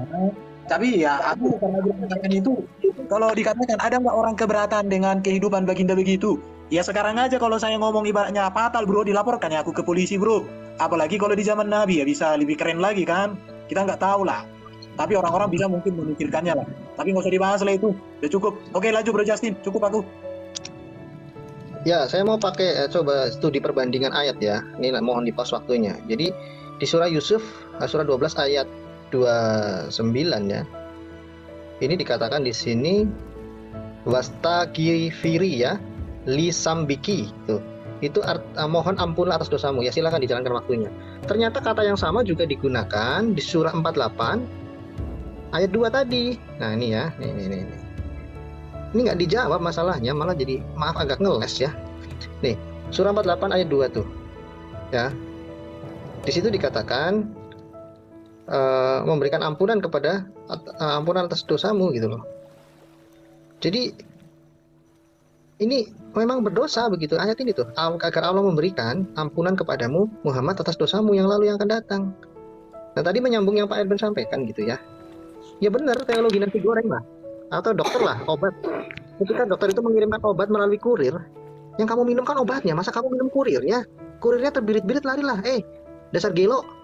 Yang obatnya ini yang di plastik, kenapa kau makan saya? Kau misalnya pesan nasi goreng ke Erben, diantar oleh kurir Justin, yang kau makan nasi gorengnya dong. Yang mensucikan ya ayat-ayat Qur'anmu, kan begitu. Hadis yang saya baca tadi itu hadis sahih itu, Sahih Bukhari, Sahih Muslim itu hadis. Bahkan sebagian besar Muslim mengatakan itu hadis sahih loh Bro Jum. Jangan bilang doib lah. Cukup teman-teman. Teman-teman, waktunya habis. Silakan ditutup ke tanggapannya 3 menit dari teman-teman Muslim, silakan. Jadi saudaraku yang saya hormati, bahwa dalam Islam itu yang mensucikan Allah. Lewat cara apa? Itu salah satu membaca Al-Quran. Jadi tetap kita kembalikan kepada Allah. Al-Quran tidak punya kemampuan untuk mensucikan, tetapi janji Allah, siapa yang membaca Al-Quran, dia akan mendapatkan pahala, dia akan disucikan. Jadi yang mensucikan tetap Allah. Tidak boleh kita menggantungkan diri kepada makhluk. Jadi Al-Quran sebagai tuntunan sekaligus mendapat pahala bagi yang membacanya. Bagi ini keimanan umat Islam, karena itu adalah kalam. Maka yang mensucikan adalah Allah. Benar apa kata Gurunda? Tetapi ada suatu proses, yaitu membaca. Yang membaca Al-Quran tidak harus ada kaidah, harus berwudu, harus dengan cara yang benar, kan gitu. Nah, yang mensucikan adalah Allah dengan cara, metode, sama dengan beribadah kepada Allah. Beribadah, contoh sholat. Ya, yang memberi pahala kepada kita, sholat kita adalah Allah. Kita cuma melaksanakan. Kita sembahkan semuanya kepada Sang Maha Pencipta. Itulah namanya tauhid. Semua kita kembalikan kepada Sang Maha Pencipta. Kita ini hanya menjalankan. Seperti itu. Silakan sambung Gurunda. Iya, kan datanya sudah jelas di situ. Wa innaka min qablu lafi dalalim mubin. Sebelumnya mereka itu adalah orang-orang yang sesat. Nyata kesesatannya. Sekiranya beliau tidak datang kemudian, apakah jiwa mereka akan suci? Tidak. Ya, jadi Allah mensucikan mereka melalui beliau. Makanya dikatakan sebelumnya mereka benar-benar dalam kesesatan yang nyata. Makanya diutus, makanya dia disebut sebagai apa? Penolong. Dia yang mensucikan, wa yuzakkihim. Dia disebut sebagai rasul yang diperjanjikan oleh Allah di dalam surah Ali Imran ayat 81. Itu yang kami imani. Jadi Rasulullah Muhammad SAW itu sebagai alat yang digunakan oleh Allah untuk mensucikan orang-orang yang tadinya itu sesat. Dengan cara apa? Mengutus beliau sebagai rasul, sebagai khataman nabiyyin. Udah tamat di situ. Tapi kebalikan daripada iman saudara. Dia menjadi tumbal. Kalau di sini tidak, dia mensucikan, dia membersihkan. Kalau di tempat Anda justru dia yang dibersihkan. Dia dibersihkan dia. Itu yang perlu dipahami ya, bahwasanya Rasulullah Muhammad SAW itu diterangkan wa yuzakkihim. Itulah yang kami pahami, bahwa orang-orang sebelumnya itu adalah orang-orang kotor. Wa yuzakkihim, dia mensucikan jiwa manusia kemudian. Dengan apa? Dengan Al-Qur'anul Karim. Demikian. Waktunya habis, teman-teman. Oke, sudah 4 babak, teman-teman ya. Kita akan closing statement. Satu orang akan closing 3 menit, ya, teman-teman. Satu orang akan closing dengan 3 menit. Dimulai dengan teman-teman Muslim. Silakan duluan. Satu orang 3 menit. Siapa duluan? Silakan. Iya, saya dulu. Bang Hanjo atau Bang Zuma, silakan. Iya, jadi masing-masing kita dapat 3 menit kan? 3 menit ya, satu orang 3 menit, jadi ada 4 kali 3 menit. Oke, baik. Yang pertama dari saya katakan kepada saudara-saudara, Rasulullah Muhammad SAW itu datang kepada bangsa yang tidak pernah diutus Nabi dan Rasul kepada mereka. Mereka tidak punya tuntunan, mereka tidak punya sama sekali kaidah, koridor di dalam menemukan kebenaran. Mereka adalah kaum jahiliyah, disebut sebagai kaum buta huruf. Artinya tidak ada peradaban yang bisa dihargai di sana. Lalu kemudian dia datang, menjadikan mereka itu manusia-manusia yang suci kemudian. Mensucikan jasmani, mensucikan rohani. Lalu beliau itu menjadikan sejazirah Arab menjadi pengikutnya. Dia menjadi imam. Makmumnya itu banyak sekali sampai hari ini. Apa yang ia pernah lakukan dalam penyembahannya terhadap Tuhan dilakukan oleh kaumnya, oleh umatnya. Dan makanya dikatakan wa yuzakkihim. Jadi kalau berbicara mengenai kesucian, Al-Quran tidak menceritakan tentang cacat terhadap dirinya. Kalau dikatakan dosamu diampuni, ya nggak apa-apa, dia manusia. Dia manusia. Ketika kemudian dia khilaf, karena ada hadis yang mengatakan, maafkan atas kecandahanku yang berlebihan, gurauanku yang berlebihan, tindakanku yang berlebihan, yang baik yang aku sengaja maupun tidak aku sengaja, diriwayatkan oleh Bukhari. Itu itu biasa, seorang nabi kemudian ada candaan yang berlebihan dan seterusnya, itu nggak masalah. Sehingga dia Tuhan menjamin dosamu telah kuampuni. Sehingga orang-orang yang menjadi pengikutmu itu juga akan kuampuni. Fattabi'uni yuhibbukumullah wa yaghfir lakum dzunubakum wallahu ghafurur rahim. Coba bayangkan, saking mulianya beliau, ketika ia datang, dia kemudian mengajarkan untuk mensucikan nabi-nabi terdahulu. Tak ada ajaran yang menistakan nabi-nabi terdahulu, apalagi mengajarkan nabi terdahulu itu mati secara terkutuk, nggak ada. Itulah hebatnya beliau. Seorang yang ummi yang datang kepada bangsa jahiliyah, tapi mampu membuat jahiliyah ini menjadi peradaban yang sangat-sangat luar biasa. Dibandingkan dengan, mohon maaf, Yesus datang kepada orang yang sudah diberi kitab Torah, Mazmur, banyak kitab diberikan kepada umat tersebut. Nabi-nabi diberikan kepada umat tersebut. Tapi kemudian ketika ia datang, dia dihina, dia dinistakan. Lahir aja di kandang binatang. Matinya pun harus dengan cara terkutuk di atas tiang salib. Lalu apa yang harus dibanggakan di sana? Karena itulah kemudian saya katakan sekali lagi bahwa Rasulullah Muhammad SAW adalah sosok manusia yang sangat mulia, mulia di dunia dan juga di akhirat. Sedangkan Nabi Isa alaihissalam di dalam Al-Quran dia dihakimi oleh Allah. Wa iz qala ya Musa anta qulta linnas takhizuni wa ummi ilai min dunillah. Apakah engkau pernah mengajarkan kepada manusia untuk menyembah engkau? Maha suci engkau ya Allah. Aku tidak pernah. Aku tidak pernah mengatakan dan mengajarkan mereka untuk menyembah diriku. Aku katakan apa yang engkau perintahkan, bahwa engkau adalah Tuhanku dan Tuhan mereka. Demikian. Habis. Terima kasih. Oke, berikutnya Bang Jasin atau Bang Erben, silakan. Oh, tidak ada saya. Nanti habis ini baru abang lagi Bang Andi. Bang Erben dulu atau Bang Justin, silakan closing. Closing dulu bro, monggo. Ya oke ya. Oke lah ya, saya tidak akan membuka suatu pertanyaan atau apapun, tapi penegasan saja sesuai dengan topik malam ini ya. Jadi posisi saya adalah menjelaskan Yesus Kristus ya. Saya tidak mau masuk ke Muhammad lagi karena akan jadi masuk ke substansi debat. Tetapi kami ingin memperkuat premis bahwa Yesus Kristus itu adalah suci, dan ini sejalan di dalam Quran juga dikatakan di sini menggunakan gulaman zakiyan ya, yang suci ya, surah 19 ayat 19. Jadi zakiyah ini juga merujuk kepada kemurnian. Saya tidak mau membuka banyak ayat Quran karena ini closing statement dan saya coba menghormati seluruh apa yang sudah kita bangun dalam debat. Tetapi tentang ketidakberdosaan Yesus Kristus, tidak adanya kejahatan moral, perilaku moralitas yang bertentangan dengan hukum Yahudi saat itu terkonfirmasi di Alkitab. Saya mau kasih berapa puluh ayat lagi ke kalian semua kan. Ini namanya jadinya debat belajar Alkitab, bukan debat lintas agama. Jadi kami tentu saja ya, kami dengan percaya diri merasa kami sudah menjelaskan ketidakberdosaan Yesus itu.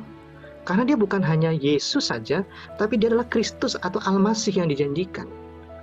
Dia adalah kalimatuhu, dia adalah ruh minhu, rohullah. Satu-satunya nabi yang memiliki gelar itu di dalam Quran kalian.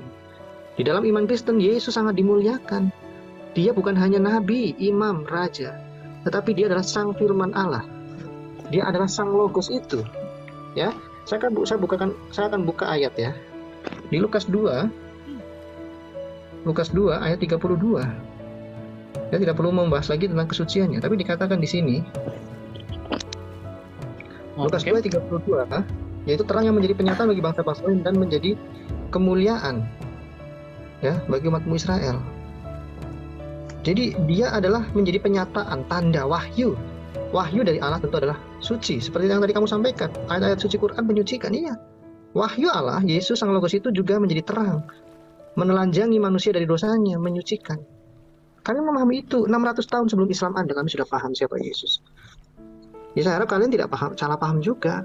Mengapa Yesus dihinakan seperti itu? Bukan karena dia, tapi karena kesalahan kalian, saya, dan juga nenek moyang kita. Jadi itu saja dari saya. Kami bisa membuktikan Yesus tidak berdosa, jangkut dari Allah. Makasih.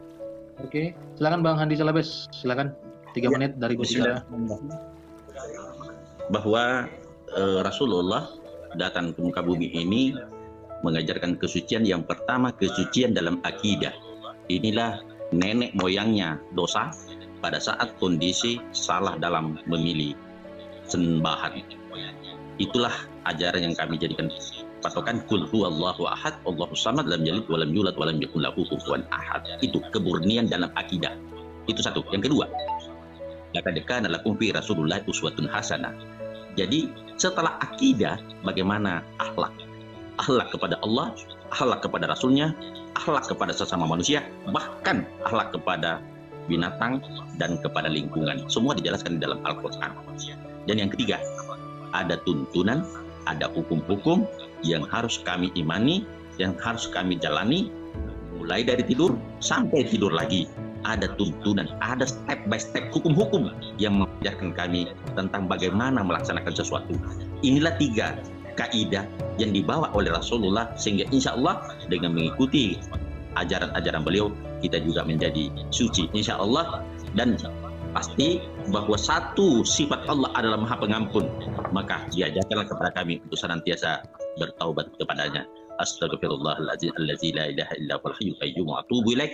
Dan Rasulullah pun walaupun dia tidak berdosa, tetapi senantiasa untuk memberikan contoh kepada kami untuk senantiasa memohon ampunan kepada Allah sebagai contoh bagi kami untuk saya ikuti, supaya umat-umatnya juga mengikuti kesucian baginda Nabi Allah Muhammad SAW. Tidak kurang 70 kali sampai 100 kali per hari, walaupun kita tidak berbuat dosa. Apa artinya itu? Itu bukti tanda syukur kita kepada Allah atas segala nikmat yang diberikan kepada kita. Umat Islam selalu tidak kufur dengan nikmat yang Allah berikan, sehingga selalu memohon ampunan dengan apa? Dengan oksigen yang dia kasih, dengan makanan yang dia kasih, dan segala nikmat yang diberikan kepada kita yang tidak mungkin kita bisa hitung jumlahnya. Jadi bertaubat itu bukan berarti dosa. Rasa syukur kepada Allah itu dengan adanya nikmat yang diberikan kepada kita, yang kadang kita lupa untuk mengucapkan alhamdulillah kepada apa yang diberikan Allah kepada kita. Tidak pernah kita bersyukur. Orang-orang yang tidak pernah bersyukur itu termasuk berdosa. Maka di situ kadang kita mengucapkan astagfirullahaladzim, karena kita tidak pernah mensyukuri apa nikmat Allah berikan kepada kita. Saya kira itu. Terima kasih. Wassalamualaikum warahmatullahi wabarakatuh dan selamat malam. Terima Waalaikumsalam. kasih. Terakhir dari teman-teman Kristen, silakan sebagai terakhir 3 menit dimulai dari berbicara. Bang Erben, silakan. Bentar. Oh, nggak usah. Rupanya bisa di zoom, kenapa nggak dari tadi? Kurang asam ini.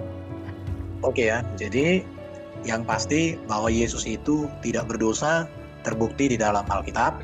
Bahkan kalau Yesus itu disamakan dengan istri juga, terbukti bahwa Yesus itu suci, kudus, berdosa, dan juga tidak disentuh oleh setan. Artinya, maka orang yang mengikuti yang tak berdosa, maka sudah nyata itu sudah pasti benar. Mengikuti yang suci diangkat mulia ke surga, itu tentu sudah pasti benar. Itu sudah pasti benar. Baru mengikuti yang suci datang sebagai hakim yang adil, raja segala raja di akhir zaman, itu juga sudah pasti ajaran iman yang benar. Baru Yesus juga di dalam memberitakan Injil, dia melayani orang berdosa, orang berzina, dia melayani pemungut cukai, dia melayani orang-orang yang seperti kusta yang dianggap sampah masyarakat, orang yang kerasukan setan dan dipulihkan oleh dia. Dan itu semua dilakukan dengan kasih. Tidak pernah satu kali pun Yesus mengancam, kamu harus ikut aku, kalau enggak, ku selesaikan kau. Yesus tidak pernah berperang satu kali pun di dalam hidupnya untuk memerangi orang, memerangi apapun. Justru yang diperangi oleh Yesus itu iblis, diusir, ditengking. Dan yang diperangi adalah dosa dan sakit penyakit. Dia tidak pernah membunuh orang satupun selama hidupnya. Jangan satu orang. Menyakiti hati orang pun karena kebenaran tidak ada. Ya, apa karena itu. Jadi, marilah kita mengikuti Yesus yang memang benar-benar suci. Jangan lagi kita mengikuti manusia-manusia berdosa yang masih mencari keselamatan, yang masih membutuhkan uluran tangan, membutuhkan doa-doa. Tapi ikutlah Yesus yang sudah di surga, yang menjadi pengantara, yang kudus dan mulia. Ikutilah ajaran-ajaran Yesus tentang kasih, tentang kesetiaan, tentang perkawinan, monogami, ya, satu laki-laki, satu wanita, tidak boleh selingkuh, tidak boleh berzina, tidak boleh mengingini istri orang lain, semua tidak boleh mengingini harta orang lain, tidak boleh perkawinannya harus benar, itu ya. Baru juga harus memiliki semua yang baik, memikirkan semua yang baik untuk orang lain. Itulah Yesus Kristus, ya, itulah Yesus Kristus. Bahkan kesucian Yesus Kristus itu, bahwa dia tidak bersalah, itu dikonfirmasi oleh para Pilatus, oleh Herodes semua, bahkan kepala pasukan yang menyalibkan Yesus, mengkonfirmasi bahwa Yesus sungguh kudus, sungguh suci dan mulia. Itulah yang mau aku sampaikan sama kalian semua, ikutlah yang tak berdosa, jangan ikut yang berdosa. Sudah terima kasih. Oke, thank you teman-teman. Waktunya habis. Silakan bersalaman. Oke, baik. Moderator, saya atas nama pribadi minta maaf ya, Saudara Justin Edo. Minta maaf, Saudara Jeki, Bang Erdi, Erben, dan juga Bu Noni. Saya minta maaf dalam-dalamnya. Atas kehilafan saya manusia biasa, Bu. Jadi kalau saya ada kesalahan di dalam penyampaian saya tadi, saya mohon maaf yang sebesar-besarnya. Dr. Husaima, terima kasih banyak. Kanda, thank you. Terima kasih, Dinda. Ya, thank you. Ya, Thank you, Bang. Akhirnya selesai dengan Oke, saudaraku yang diberkati dan dikasihi oleh Tuhan kita Yesus Kristus, kita bersama-sama telah melihat serta menyaksikan bagaimana keberlangsungan diskusi atau debat yang sangat menarik, dan juga debat ini juga merupakan debat yang paling seru ya. Karena apa? Kita bisa melihat ketika teman-teman dari Apologet Kristen membawakan setiap data dan bahan materi, bahan perdebatan, bahan-bahan itu diambil dari kitab dan iman keyakinan dari teman-teman polemikus yang merupakan lawan debat mereka. Hal itu menjadikan teman-teman para polemikus ini kepanasan. Karena apa? Karena mereka tidak bisa membantah, bahkan mematahkan setiap argumentasi yang dibawakan oleh teman-teman Apologet Kristen dengan data-data yang berkaitan dengan iman dan kitab mereka seperti itu. Sangat lucu dan mengherankan ya, ketika mereka sendiri tidak bisa membantah dan mematahkan setiap argumentasi, bahkan mereka juga tidak bisa menjawab setiap pertanyaan-pertanyaan yang dilontarkan oleh teman-teman Apologet Kristen berkaitan dengan iman keyakinan mereka. Saya merasa sangat agak sedikit bagaimana ya, karena ketika mereka ya teman-teman polemikus ini yang selalu berkuar-kuar tentang iman kekristenan, yang merasa bahwa mereka lebih mengerti dan memahami tentang Alkitab, ketika dibalas ya mereka sendiri akhirnya kepanasan. Bahkan mereka juga akhirnya mencari cara bagaimana untuk terus menyerang iman kekristenan seperti itu dengan berusaha mau mematahkan setiap argumentasi, bahkan juga data yang dibawakan oleh teman-teman Apologet Kristen. Padahal pertanyaan yang disampaikan, yang dilontarkan untuk teman-teman polemikus ini, pertanyaan yang mereka sendiri bisa jawab sebenarnya ya, bisa jawab, tapi karena mereka takut ketika mereka menjawab dan mereka akan kalah di situ, akhirnya mereka mencoba mengalihkan perhatian dengan melontarkan balik pertanyaan-pertanyaan mengenai iman kekristenan seperti itu. Akhirnya ruang diskusi menjadi heboh, rusuh, sama seperti di pasar. Tapi kita bisa melihat ya, bagaimana teman-teman para Apologet Kristen dan juga ada Bang Erben di dalamnya, ketika mereka mempresentasikan apa yang mereka imani dan yakini, semuanya itu bisa diterima dan bisa ditangkap ya, karena itu sangat jelas dan kita mudah mengerti dengan gaya bahasa yang sederhana. Akan tetapi kita melihat ketika dari teman-teman polemikus ini yang melontarkan argumentasi, bahkan juga melontarkan pertanyaan, ya kita sendiri kebingungan. Karena apa? Karena mereka sendiri tidak memahami tentang iman keyakinan mereka seperti itu. Wah, ini sungguh sangat lucu ya. Ya, itu dialah teman-teman, saudara yang berkati oleh Tuhan kita Yesus Kristus, ketika para apologet Kristen dan teman-teman Kristen membahas tentang kitab dan juga keyakinan mereka, ya malahan mereka menjadi kepanasan dan juga mereka menjadi emosi seperti itu ya. Padahal yang di pertanyaan serta argumentasi dan data yang dibawakan itu semua berkaitan dengan iman mereka dan keyakinan mereka seperti itu, dan seharusnya mereka bisa menjawab.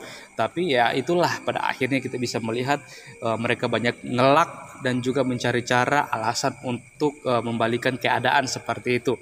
Dan kita hanya bisa berdoa supaya suatu hari nanti mereka juga bisa diberikan pencerahan dan mereka bisa melihat kebenaran, keselamatan yang sejati yang hanya ditemukan melalui ketika mereka percaya kepada Yesus Kristus sebagai satu-satunya Tuhan dan Juru Selamat bagi kehidupan mereka.